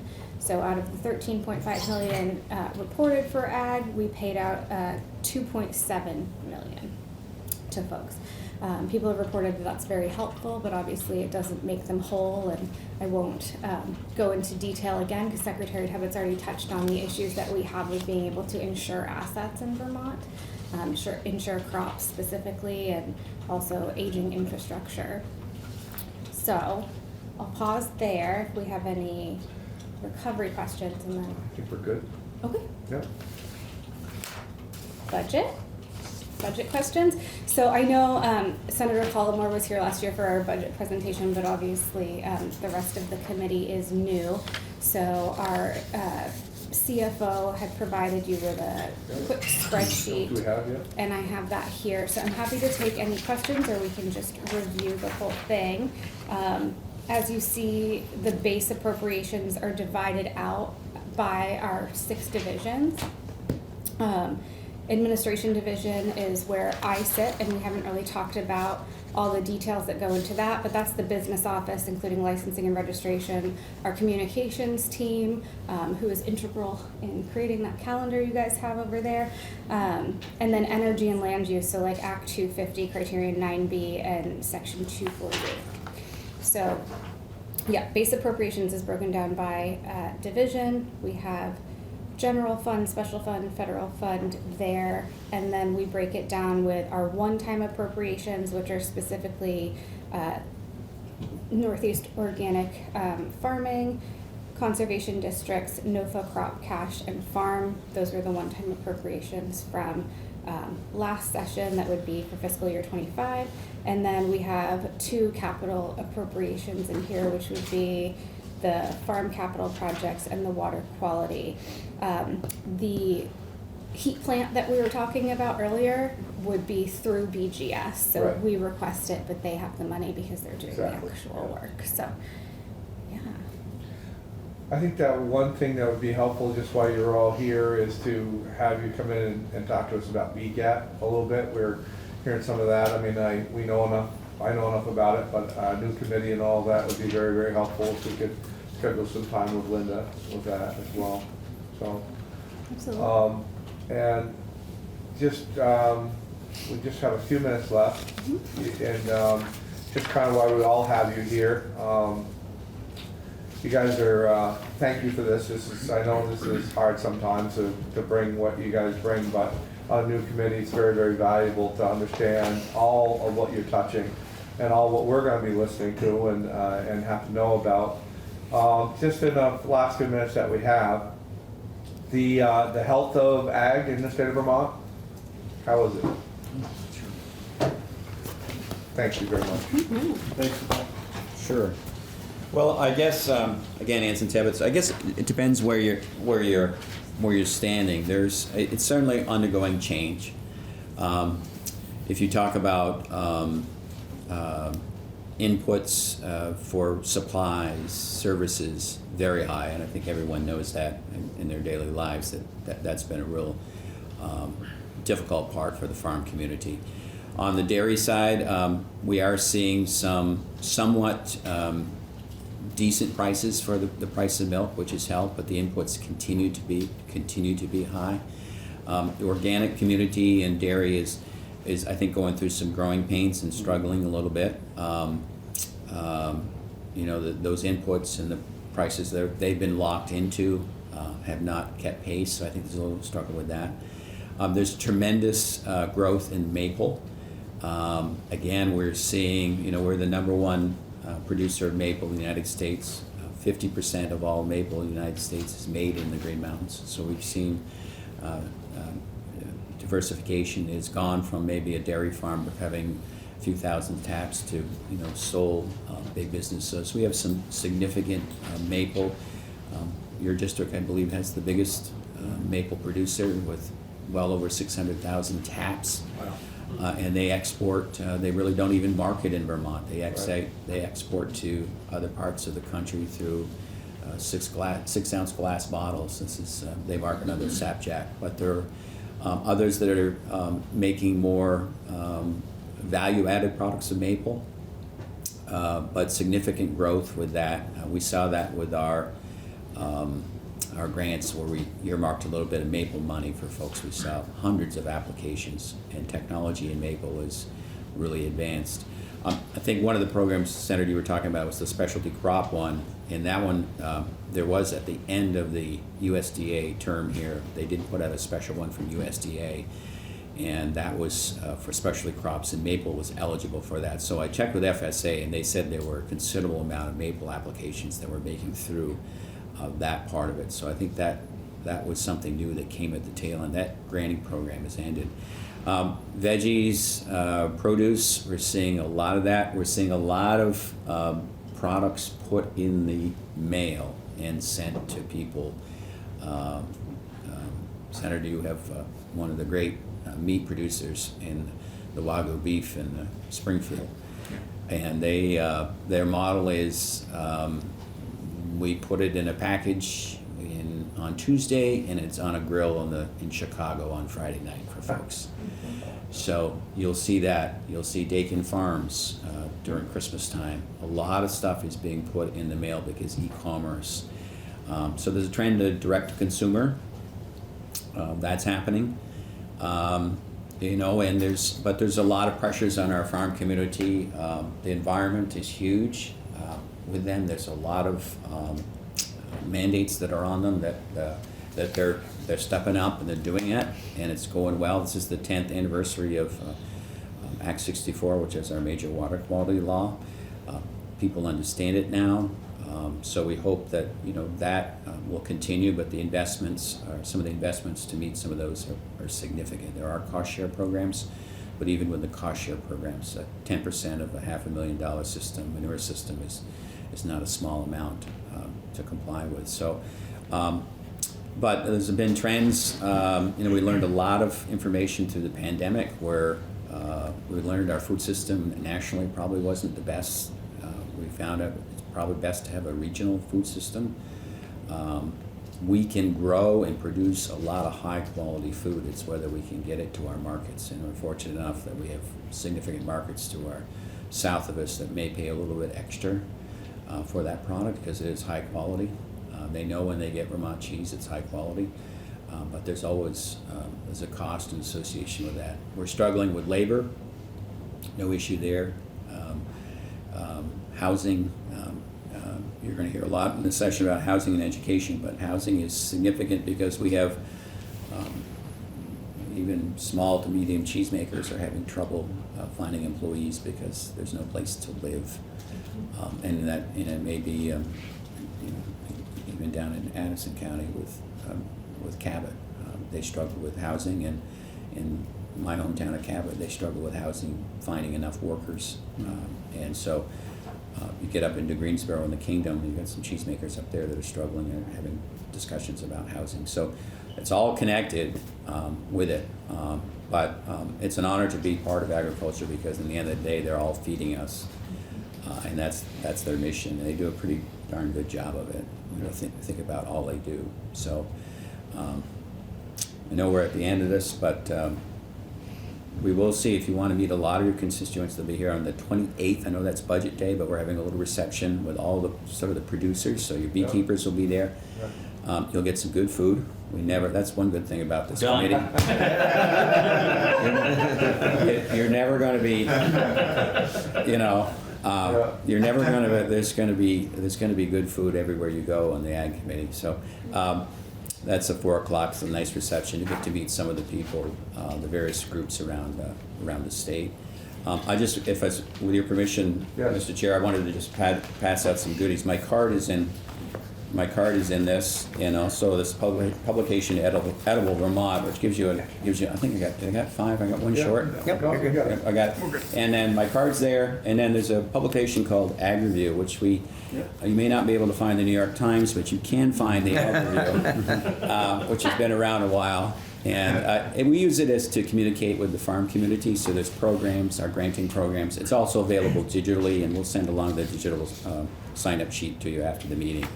But you get a sense of the wonderful food with Edible Vermont, and they usually have a theme and so forth. It's just a fun publication that it's out there. I think it's based down in your neck of the woods. I think it's down in Benton County. So just 30 seconds, less than it. Do you oversee cannabis as well? We do not, but do we do the pesticide part of it, Steve? Well, it's a little complicated. A little complicated. So we don't, but we do, I know from time to time, you can talk about the pesticide. That would be probably the closest touch we get. You're talking about food, you weren't talking about edibles, were you? But, I've gone on tours and, the similarities of growing a crop. It's, it's the same, I've gone on tours to, the soil and the health and the pests, and so there's similarities to it, so. Well, we want to thank you very much. Can I just introduce Steve Collier? He's the lawyer, but I don't let him talk. But Steve is a real great resource. He works with your legislative council on language and whatever, and you'll see a lot of Steve in the building. We've seen a lot of him. Yeah. Good guy. Thank you for that token.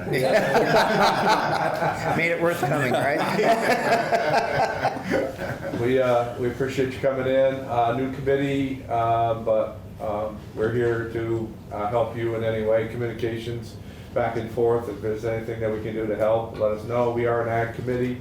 We made that very clear in our first meeting. We are not a political meeting. We're an ag committee. We're here to help the people in agriculture in the state of Vermont. And so if we're missing something, communicate with us. Let us know anything that we can do, anything that we need to be aware of. Just make us aware, and we appreciate that very much. Thank you. Good morning, Senate Agriculture, back in action. We are continuing through. We just met with all the people that we work for, the Agriculture Department. Very interesting, and we're discovering as a new committee that we have a lot of ground to cover, and there's a lot of, it's not just milking cows and tapping trees. We are going to meet again with the food security group. We have seen Carrie before. She's bringing and Maddie, and we're bringing a whole other group of folks in. So welcome. How are you? Thank you. What would you like to tell us today? Thank you, Mr. Chair. My name is Becca Warren. I live in Heartland. I'm a member of the Aquatic Center. And I represent the Vermont Food Security Roadmap Coalition, and I'm really pleased to be with you all today at the beginning of your session and just help you understand a little bit about the roadmap and any way that we can be helpful to your decisions this term. And with me today, Carrie Schuyler of the Vermont Food Bank. Am I allowed to introduce everybody? Yes, please. You have the floor. You do whatever you'd like. So these are coalition members. We have Autumn Moen from Hunger Free Vermont, and Maddie Kepner and Grace Odell from NOFA, and myself. And so today we're just going to introduce the food security roadmap to you and give a little overview about how you might be able to use it this session. And I have copies if I have permission to hand those out to anyone who doesn't have them. Yeah. My Post-its. I don't know why. Don't hand those out. I don't think they're mine. So we're here to talk with you because the roadmap is the direct result of legislative statute. And it came out of and is in service to the work of this Senate Agriculture Committee, among other committees, and it's a tool, as I said, that you can use to make policy choices. So Carrie's going to be our MC here.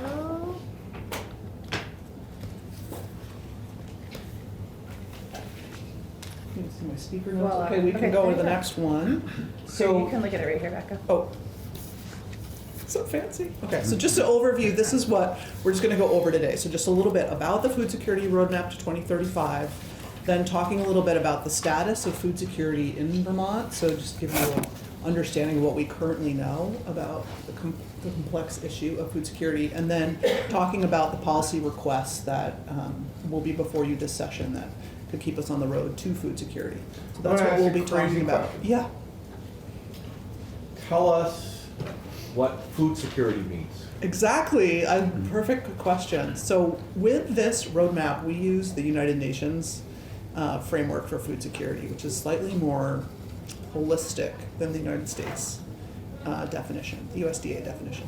And that is basically, we will know we were food secure in Vermont when everybody in Vermont has the food they need all the time, and that everyone is assured of economic access to their food that they need and want, physical access to the food they need and want, and social access. So we like that United Nations framework because it tells us when we'll know there is food security rather than focusing on the lack of food security. Really, and one thing about the roadmap is it really takes very seriously this idea both of all people having all the food that they need and want, so not leaving anybody out, not leaving anyone behind into that dignified future. And the other is thinking about at all times. So that's not just day to day, but thinking about, we're experiencing our new weather patterns. So do people have food when Barry's flooded? Do people have food when their farm is washed down the river, when the farm they've been getting food from is washed down the river? So thinking about preparedness, resiliency, agriculture, our agriculture as an asset. So it's thinking about all those things and so it's very related to a lot of different areas of legislation, not just agriculture, but we do put agriculture at the center. Thank you for that. You're welcome. Thank you for asking. So my first step here is I'm going to orient you to why we're here in Senate Ag, our first visit as a coalition. So this is a diagram from page 14 of the roadmap, which shows you how the roadmap relates to the Farm to Plate Investment Program, which was created through legislative statute. And so the legislature commissioned the roadmap, basically, through the Agriculture and Food System Strategic Plan. So this year we'll be hearing much more about the Farm to Plate Investment Program and the Farm to Plate Network in the next few weeks. Probably the Vermont Sustainable Jobs Fund Farm to Plate team will come in here and give you an overview and give you more background on that. And that can be kind of a deep dive. So this is really just to show you that the legislature created the Farm to Plate Investment Program, directed the state through the Jobs Fund to increase sustainable economic development and create jobs in the farm and food sector, to improve soils, water, and resiliency in the face of climate change, and to improve access to healthy local foods for all Vermonters. So the Jobs Fund and the Agency of Agriculture collaborated together and made the 10-year strategic plan for agriculture in Vermont. And I don't know if you all have a copy of that yet, but that's a large document that'll be coming your way. It really outlines what can be done to enhance our agricultural economy in the state. The roadmap came out of that strategic plan. So we're looking at the strategic plan. One recognition was that we want food security for our neighbors, for ourselves. We don't really have a holistic, shared, collaborative approach for how we're going to get there. And so the roadmap process is directly related and provides a level of detail in this strategic plan. So I will say that I consider this the Agriculture Committee's roadmap, simply from my participation in building the roadmap and then coming and presenting it to this committee and the House Ag a year ago now, I think. So I'm ready. Thank you, Assistant. So I just want to share that every time that we got to starting to work on creating the roadmap, and now that we're talking about moving forward with it, every time we meet, we pause before we meet and we think about that day in 2035 when there will be food security for everyone in Vermont.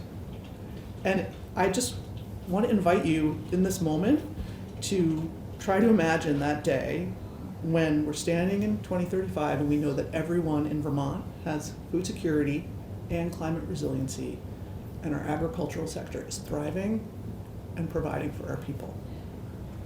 Imagining that hidden hunger no longer exists in Vermont because we all have the food we need, and what are those possibilities when no one in Vermont is hungry?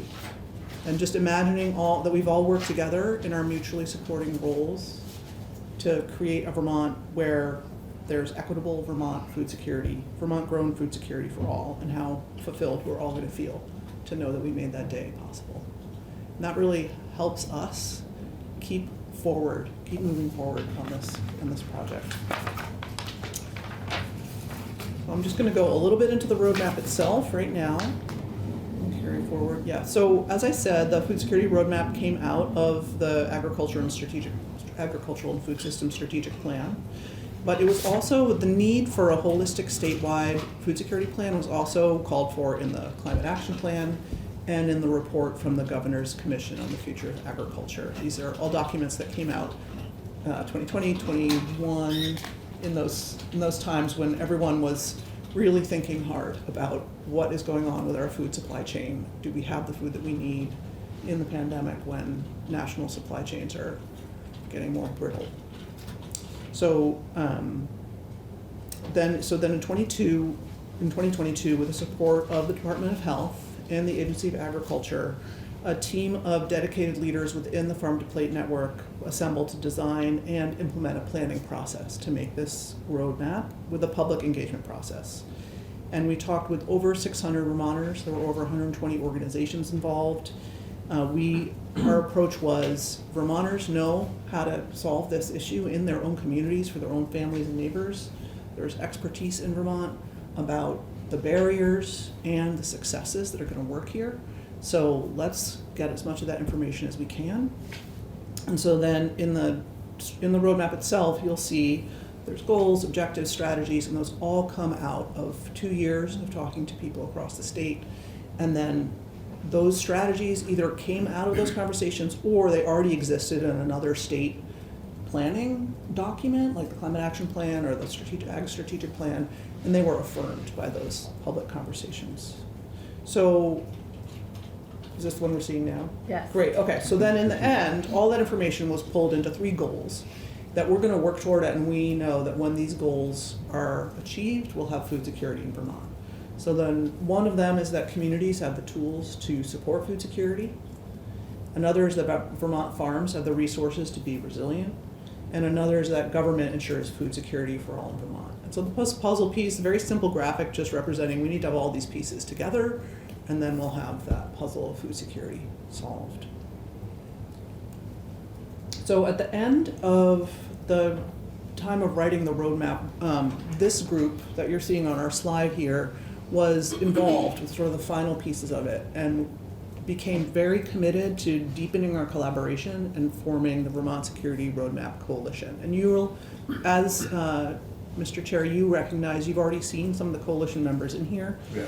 And we are, part of this slide is to let you know that when you see Carrie come in with the food bank or you see Maddie come in with NOFA, they might mention the roadmap, they might mention the Roadmap Coalition, and that is reflecting this shared work that we're doing together, recognizing that food security has many components, especially in Vermont with our agriculture resource that we have, and that we're all working together on these policy choices that we're bringing to you. And I think we're ready for our next slide. Just wanted to give you an example because we started really working as a coalition with the roadmap goals last year, and we were able to make some progress. So I want to thank Senator Collmore and Senator Ingalls, because you all were part of just passing some of these items we have listed here. So last year we were able to appropriate funds for crop crash and farm share, support the Vermont Food Bank and its network of meal sites and food shelves, support Meals on Wheels, support the Land Access and Opportunity Board, Universal School Meals, Farm to School, recovery for flooded farms and businesses, which I think you might have just heard from the agency team, some details about how that occurred, just guessing. And then supporting Vermont 211 to maintain itself at 24/7, come back to 24/7 service. I have one note I want to say about this Act 143, which is maybe a sort of more subtle achievement that we were able to make together with some of the committees in the State House, which was modifying the emergency management planning language to include food security as a planning consideration and include local food access points and organizations in the planning process for emergencies. And that was a new thing in the emergency management language that ended up being Act 143. And so that was just incredibly exciting to get moving on that, more emergency preparedness related to food. And also in that bill was requested a report on the restaurant meals program, which is an option that the state can take to have SNAP recipients use their benefits at restaurants to allow more flexibility for people, which also relates to emergencies.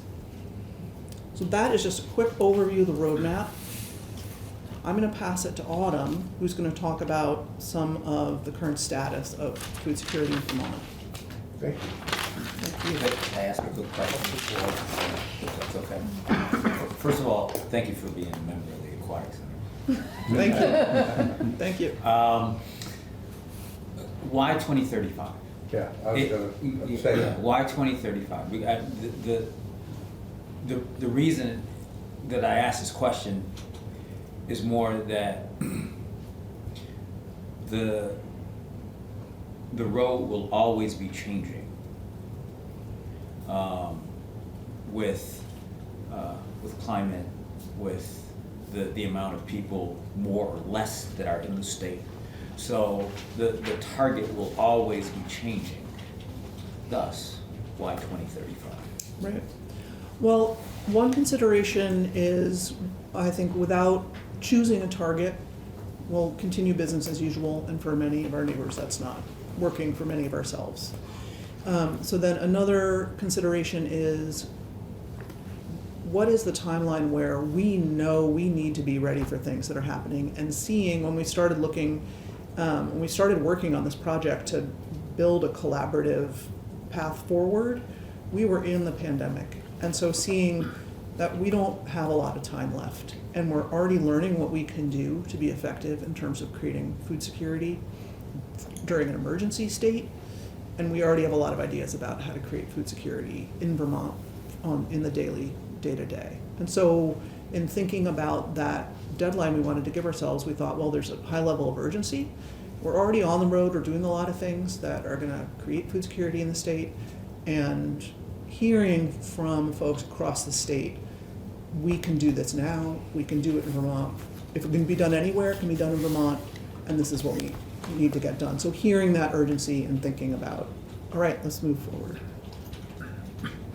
How do you measure it, that you're moving towards that 2035? Such a great question. Thank you. I'm sorry, I'm just trying to remember. I know that one of our UVM research teams was in, I think they were in SCAg yesterday. We have a lot of great research capacity in the state with a UVM research team that works on food security questions. Well, and I think, so we have that asset here, and they're excited to work with us on creating measurements.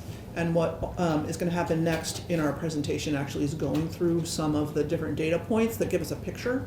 And I think what we'll be doing, until there becomes another sort of like smaller data point we can collect, we'll be looking at all of these data points that you're about to hear about. May I interject? Of course. It's a good question, because actually one of the things called for in the roadmap is better data collection. And that the state needs to be responsible for that as the organization that works across sectors, both agriculture sectors and human services sectors, to understand people's experiences, to understand the experiences of farms. And so there is an opportunity, while we do have assets that can help us set those measurements, there is an opportunity to figure out how to collect that data on with what frequency, who's responsible for that, and how that data informs decisions that you all are making here on a regular basis. And it is somewhat of a gap in the state at the moment. We do have a research team at UVM that does have a cadence of surveying that they do around food security issues. They are making their own choices about that and willing to work with other partners, but they are not funded by our work. They're not funded by the state. They're going out and getting grants to do, studies that they feel might be valuable to the state of Vermont. But I think, at one point, the Agency of Human Services was working to set up a whole set of data points that they would collect about population level data. That project, I think at some point was put on the back burner because I believe the pandemic happened and AHS was overwhelmed. But there have been attempts at different times for the state to really wrangle data that they have from hospitals and health systems, from different agriculture systems, from different organizations doing poverty relief work, to really try and put together a full picture of those experiences that Vermonters are having. Some of those measurements are things that we use on an ad hoc basis to try and help us form a clearer picture of what those sort of data levers are. But there is improvement to be made in that area. I guess I'd share Senator Major's question as well. It's glad to hear him ask the question, because I hope that we don't need to wait for anything for 2035 to make sure that it is secure and that we are reaching goals and all. And we're going to hear some statistics next. So yeah, when you're hungry or there's a underserved part of your community that is such a basic need as being able to nutrient themselves, you know, some people can't wait till 2035. Right, and it is not the goal to wait to 2035. It is the goal to begin rolling in some of these changes immediately. How we measure the impact of those, I think, is a great thing for us to be thinking about together. None of our organizations are research organizations. We all do different aspects of work, but really by and large, there is the need for someone to hold that data piece and help all of us understand these impacts as the projects roll out and as the policies roll out and as this work is done. Well, cool. Well, let's hear more. Yeah, let's see what you, with this information that Autumn is going to present, if that kind of gives a little bit of a data picture, although it's going to be kind of a cluster of data. Thank you. Thank you very much, Becca.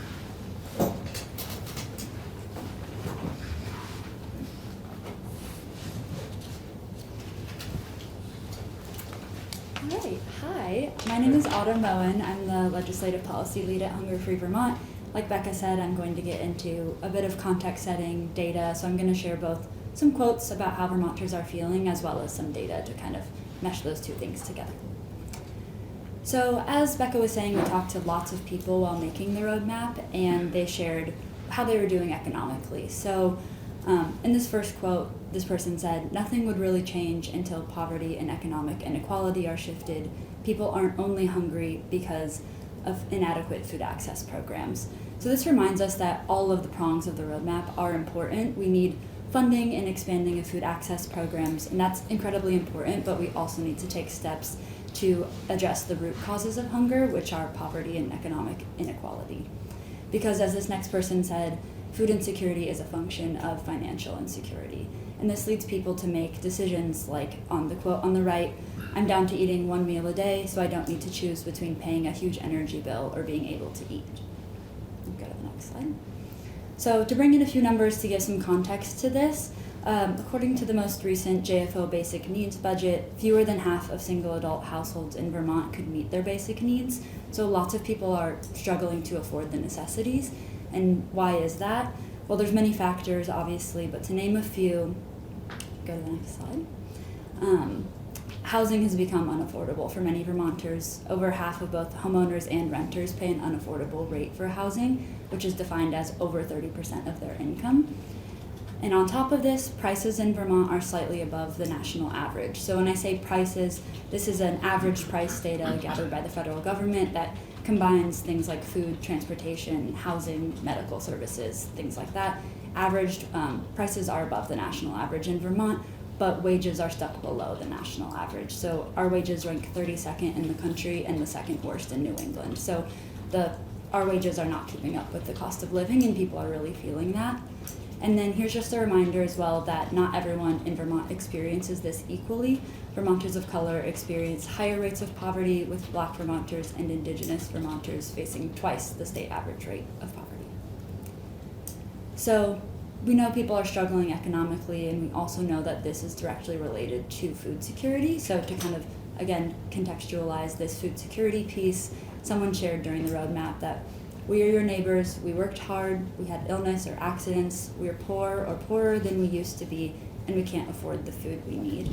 Another person shared that no one should go hungry or not have access to healthy food options, again speaking to this piece of both hunger but also the access to healthy foods and that choice of making food decisions that align with their values and their goals.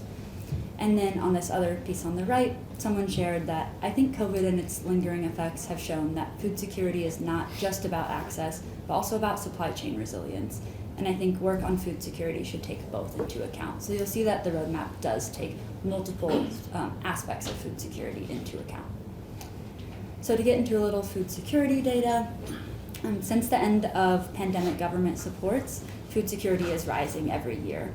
Since 2021, the number of households at risk of hunger in the US has risen by 33%, and here in Vermont, 7.2% of households were at risk of hunger in 2021 compared to 9.6% in 2023. And those numbers aren't important. We don't need to memorize all the numbers or anything, but just to note that this trend is going upward, and that's not what we want to be seeing with food security in our state. And there is more recent data specifically on Vermont. As Becca was sharing, the UVM research team and Dr. Meredith Niles just released their report actually yesterday. So there's a lot of new data around food security in Vermont, and I'm sure they'd be willing to come in and speak to that if that's something that you're interested in. Okay. And these numbers align with high level of needs seen at Vermont Food Bank Network partners across the state. An average of 72,000 people use the Vermont Food Bank Network food access sites each month across the state. And Vermonters are also utilizing federal SNAP benefits. That's the Supplemental Nutrition Assistance Program. This is called 3 Squares Vermont in our state. 65,000 individuals receive 3 Squares benefits each month, equating to about 40,000 households. Sorry. That's okay. 3 Squares Vermont recipients, they can use their benefits on what's called an electronic benefits transfer card or EBT card. They can use those benefits to purchase groceries at the grocery store or at local farmers markets. So that's a little bit of context, hopefully kind of situate us in the status of how Vermonters are feeling both economically and then specifically on food security. I'm going to pass it off to Maddie with NOFA to talk more about this like agricultural piece and give you some data on how that all weaves into it as well. Thank you. Yeah, thank you. Any questions? I don't know if this is actually directed to you, but first of all, I'm going to ask some questions that might upset some of you, but what I need to know is like, what you're doing is great, but how is it when we've seen this at our food bank, that they come in and collect food, but they pull in a $60,000 vehicle, that we don't pay attention to where they're spending their money, do we not? So this is a question that I actually get with some frequency. So it is... Because I know the people that you're really aiming for do need it. And food security sometimes is mismanagement of your funds rather than, and how do we address that? I think there are, so from my perspective and the perspective of the Vermont Food Bank, why people come to a food access location to receive free food is because they need it. No one is really showing up, at this point there's still enough stigma around showing up at a location to receive free food that most people aren't showing up just because they feel like this is free and I can do whatever I want. In talking to neighbors at a lot of our Veggie Van Go events, which are drive-through, so you get to see everybody's car. I've had people tell me, my family helped me buy this car because otherwise I couldn't get a car or get transportation, but I can't ask them to help me with food every week. I've had people tell me that they have a car and a car loan, but they've lost their job and they're not gonna sell their car in order to feed themselves. So there's a balance every week. I still have to pay my car payment, and that helps me get to the food shelf or food pantry or, Veggie Van Go to get food. But if I sell my car, then I can't get that either, but I might have some more money for a little while, right? And so I think these are really hard decisions that our neighbors are making all the time. And I understand where that question is coming from, and I do understand what you're saying about financial management. I think financial management often comes from a place of a scarcity mentality, right? Not having enough, but needing to do this, and maybe not having enough to make a great decision about that, so making a decision about this, right? Like, it often comes from this place of having a set of not so great choices and trying to make the best of those choices, as opposed to maybe the choices that you and I have, which are a set of better choices. And I think it's a balance, and I really challenge myself and and others to consider the complexity of everyone's life and why they may have made those choices. And understand that food is like 3 meals a day, 365 days a year. And it is one of the very few no barrier social service programs that we have available to folks, and is an easy and often very accessible way for folks to save a few dollars when they really are desperate. Agreed. And that's the hard, what we're just speaking about, because I have employees that I watch what they do, and it's like, oh, but I don't have any food. Well, you just went out and got a $300 tattoo. You gotta put your life in perspective. Mm-hmm. And it's hard for us that manage well. And well, I'm hungry. Well, you gotta manage better. So I know it's hard for the food bank to take that in consideration, but for our constituents, I hear from that, and it's like, how do we address that somebody's doing that? Because I still, just like you said, I want to see everybody fed. But if you're mismanaging your life, it's hard for me to give when you continually do it over again. So that's what I have in mind. What you're doing is great. Support it. We'll continue to support it. But it's hard when you have constituents that come and say, hey, what can we do about this? You and I should have a separate conversation outside of the committee. Perhaps there are some resources for that the CAP agencies offer around financial literacy and financial planning that have helped folks who are often in that situation. You will. I would also say, because I am on the board of the Upper Valley Haven, which partakes in food, the number of people that abuse this is negligible.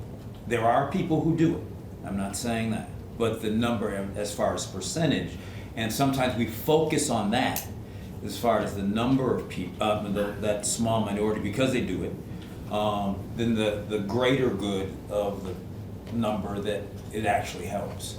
And if we can, kind of get past that, which I understand the frustration of it, because it is a frustration. I think we serve the greater good by doing it. I think sometimes you have to ask the question. And I think sometimes you have to ask the question and hear the answer.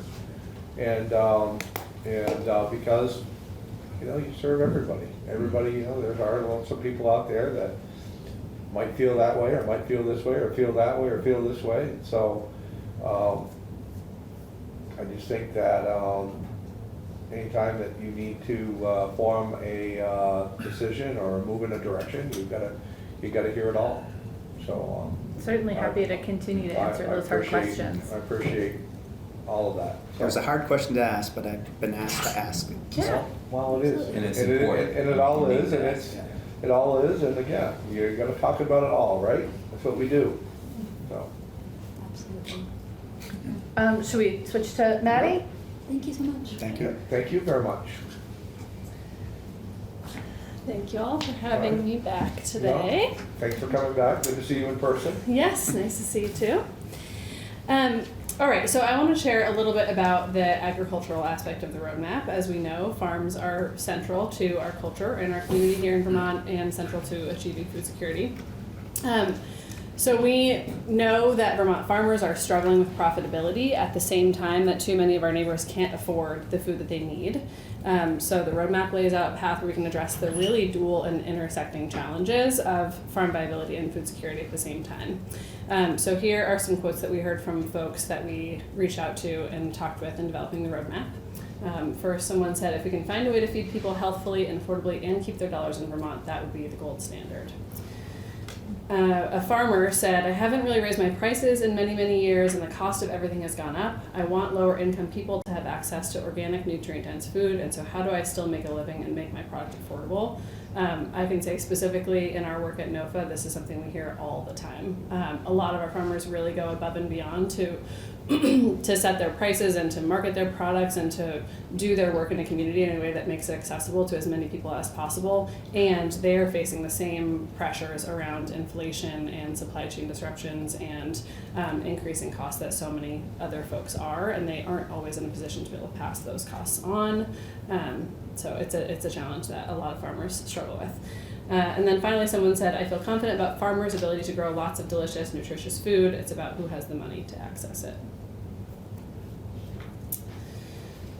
All right, and some data for you on the agriculture side of things. According to the 2022 economic census, Vermont's food system generated over $14.4 billion in direct economic impact, including $1.6 billion in direct wages. And I have to say, beyond this economic impact, and I touched on this a little bit in our introduction of NOFA on Tuesday, our farmers and food producers provide so many other benefits to Vermont communities as well. They contribute to our collective food security and climate change resiliency. They shorten supply chains. They strengthen rural economies. They build soil health, and they play important roles in civic life and so much more. I always feel the need to sort of fill in that gap because we focus a lot on economic impact and it is critical, and it's really important to remember what the data often doesn't talk about as much, which is all those other benefits of farms. Unfortunately, so many of our farms here in Vermont are struggling to stay profitable or to become profitable. In 2022, 4,364 farms under 140 acres, which represents 66.8% of Vermont farms, accounted for just over 78% of farms with net negative cash incomes. So essentially what this is saying is that particularly a lot of our smaller farms are really struggling with profitability. And I will say again, anecdotally, this is something we hear from farmers all the time.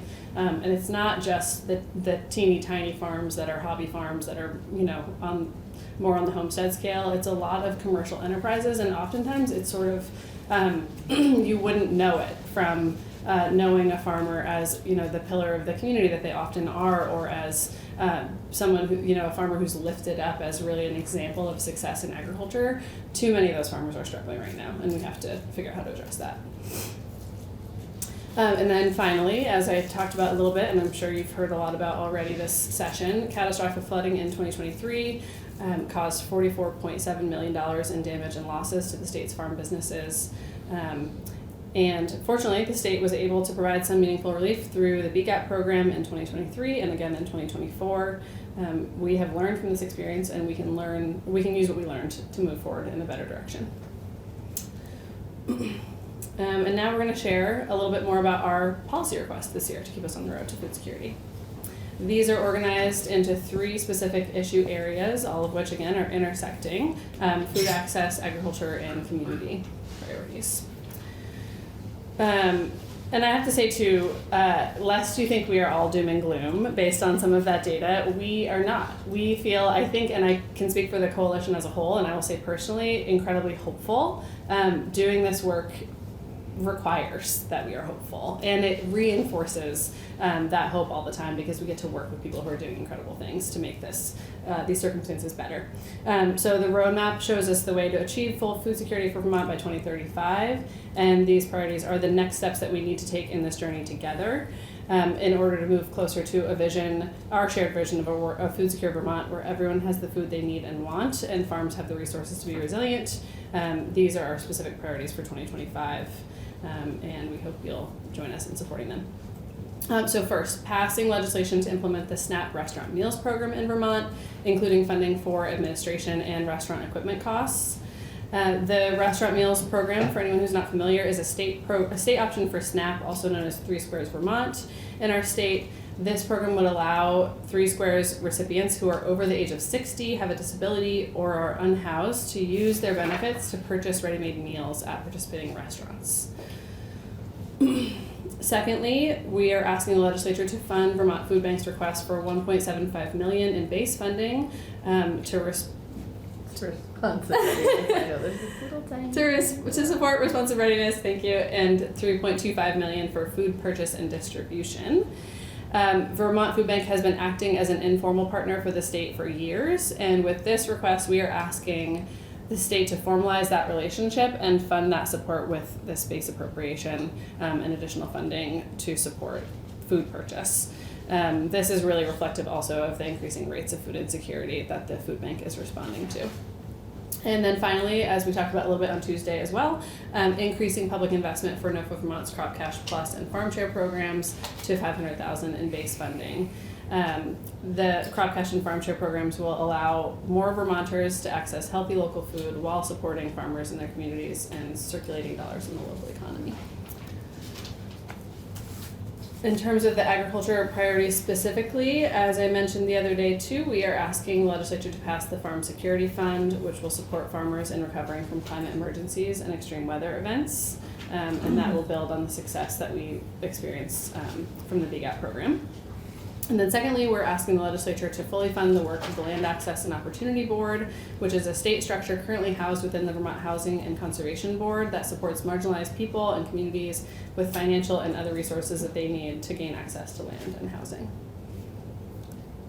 And then finally, we are asking the legislature to expand and increase accessibility to the Vermont Earned Income Tax Credit and the Vermont Child Tax Credit. These anti-poverty tax credits increase financial stability for Vermont families so they can cover their basic needs, live with dignity, and build stronger communities. The child tax credit and the earned income tax credit help the lowest income Vermonters fill the gap between income and expenses while providing cash that they need when they file their taxes. And then finally, converting the $323,000 in one-time funding for Vermont 211 to base funding. There are certainly other priorities that complement this work, including work on affordable housing, as we've mentioned, and sheltering our unhoused neighbors, work on transportation, and others that are named in the roadmap. So we really encourage you to look closely at the roadmap yourselves and consider how your lives, the lives of your constituents and your communities would be improved and impacted by all of this work. And we welcome your feedback. So as far as all of this is all brand new? This is a brand new initiative as far as the 2035 initiative? I guess my question is have you been before this committee before? Because we're all brand new. Mm-hmm. Have you been before this committee before in this capacity and received funding from the state? The answer to that, my understanding, would be different for different priorities included here. So some of these priorities have been funded by the state in the past, whether at the same level or a different level, and some of them are new. And the roadmap itself is not brand new. It was first introduced to the legislature during the last session, I believe, right, 2024. But it also builds on ongoing work. So like Becca mentioned at the introduction, it builds on the work of the Vermont Agri-Strategic Plan, which runs from 2020 to 2030, and it builds on other existing initiatives like the Climate Action Plan and the Governor's Commission on the Future of Agriculture. So some of this is a new initiative, but it's really building on lots of other foundational work that's been around. And I think one way to think about it, and Senator Collmore, you heard our presentation last year, I think it's taking things that have been somewhat siloed in the past and weaving them together in a way that helps all of us work more in collaboration to meet these sort of multifaceted goals around community, around agriculture, and around food security. So, some of the things in here are somewhat new. Some of them are really just a new way to look at solutions that are also included in these other plans that Maddie's describing. I can say specifically too, as someone who's really mostly worked on agriculture and is focused or knows the most about the ag priorities here, it's interesting that we really have to work to make the connection between the work our farmers do and our agricultural sector with food security. I think there are too many folks who take for granted that food comes from farms and that we need our farms to thrive as businesses in order to keep that food on people's tables, and we need specific programs and policy changes to make it more accessible to folks.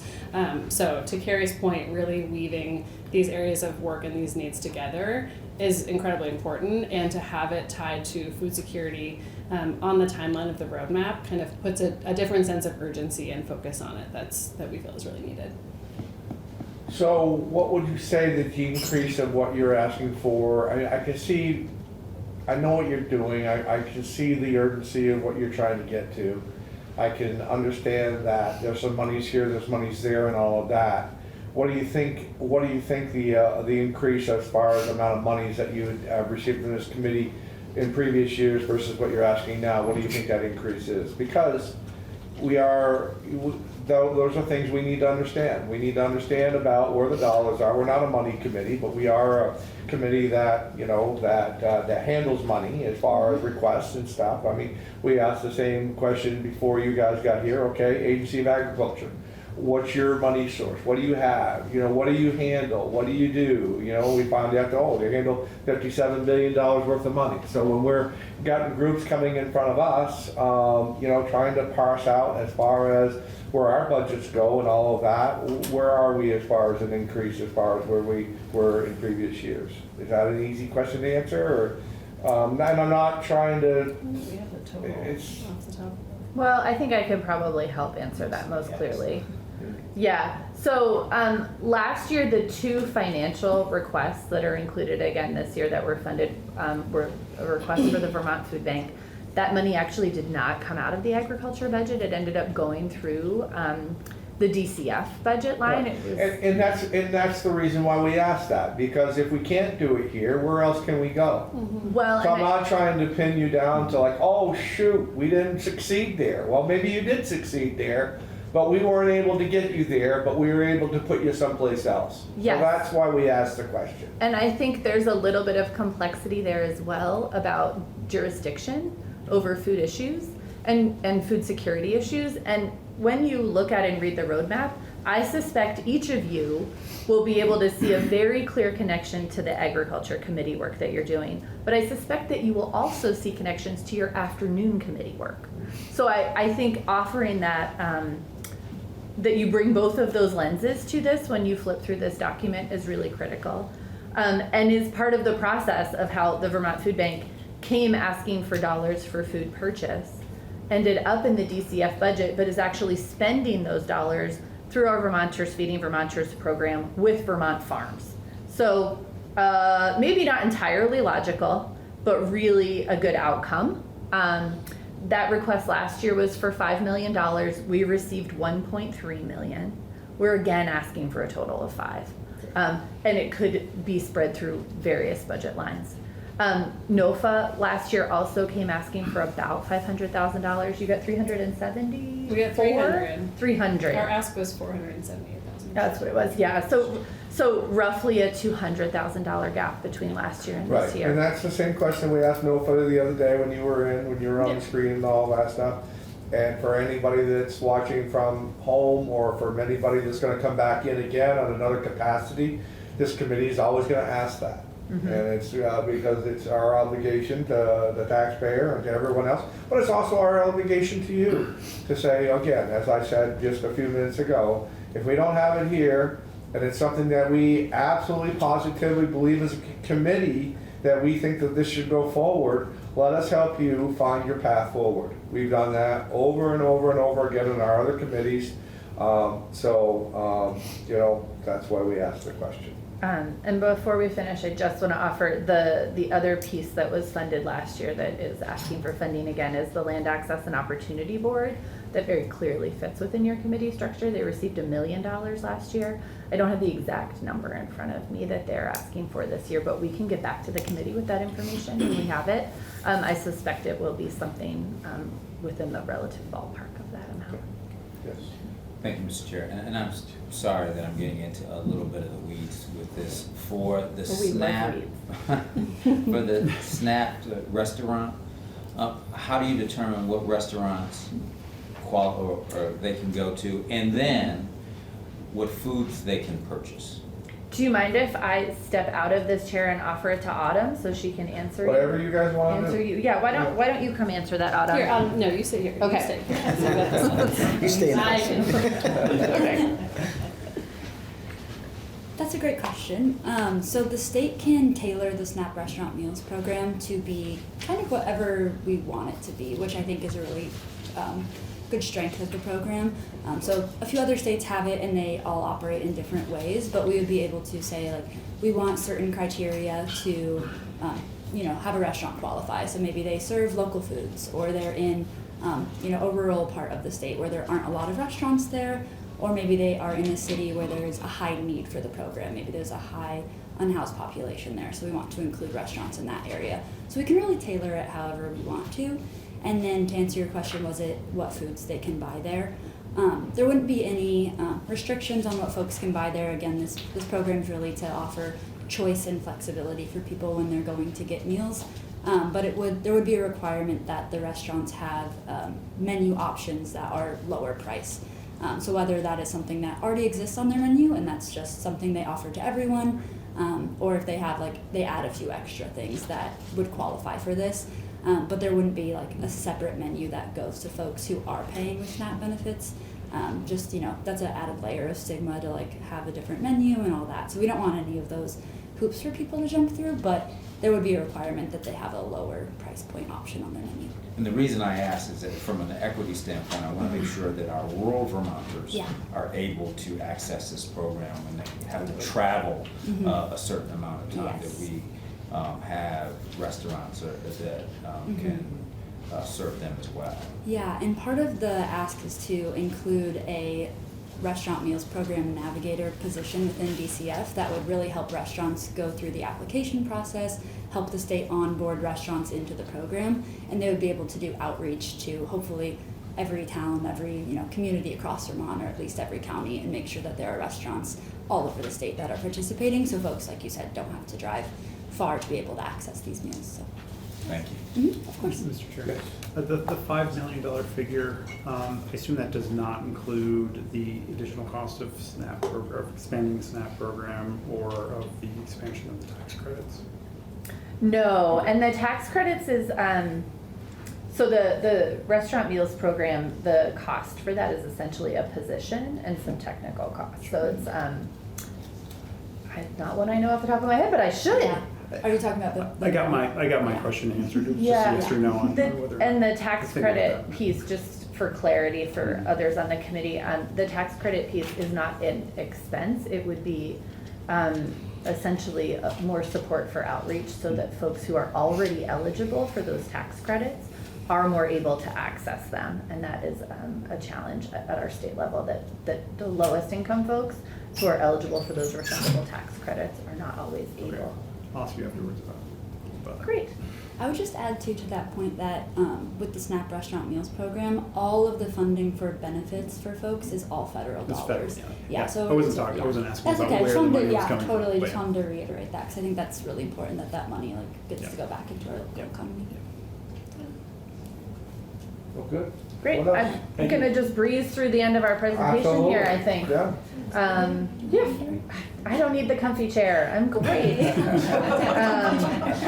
So I want to reiterate the partners around the state and just, you've met a number of us here today. I'm sure you will meet Ellen and Jake from the Sustainable Jobs Fund.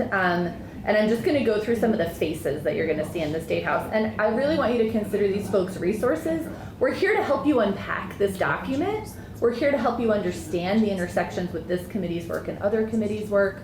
And hopefully you will start to recognize us as you see us more frequently. So Autumn and Honor Horton are going to be here to support from Hunger Free Vermont. Maddie and Grace are both here today. But you have already met Joanna, and you may meet Jessica as well. And I would ask this too, and I don't want to stop you, I would ask all of you, when you see us in the hallway, introduce yourself again. Tell us who you are, and do that, because it really, really helps. We're seeing a lot of people, it's a fire hose. And Yes. so don't be afraid to, because you can get to your conversation and it helps to know what we're talking about, other than us saying, oh, yeah, okay. Just don't be afraid to say, oh, yeah, you remember, yeah, so. This is why we've included our photos for you. Exactly. So it's not just names on the screen. And it helps. You met John and I yesterday. Ellen and Jake should be in if they have not yet been here already from the Sustainable Jobs Fund. Monica Collins volunteers with a small organization called Feeding the Valley Alliance and has been absolutely critical to our understanding of communities she represents communities in the Mad River, the southern part of the Mad River Valley, so a bunch of very small, very rural communities that have some unique food access challenges around, among other things. And then Becca Warren, who is our Fearless Food Security Coalition manager. And just a lot of gratitude for all of you for having us here, for your really great questions, and for the work that we're going to be able to do together. Thank you. Thank you. Thank you very much. Thank you for coming in. Nice to meet all you folks. Thank you. Yes. Well, cool. What else do we have here? That's it for today, unless there are further questions.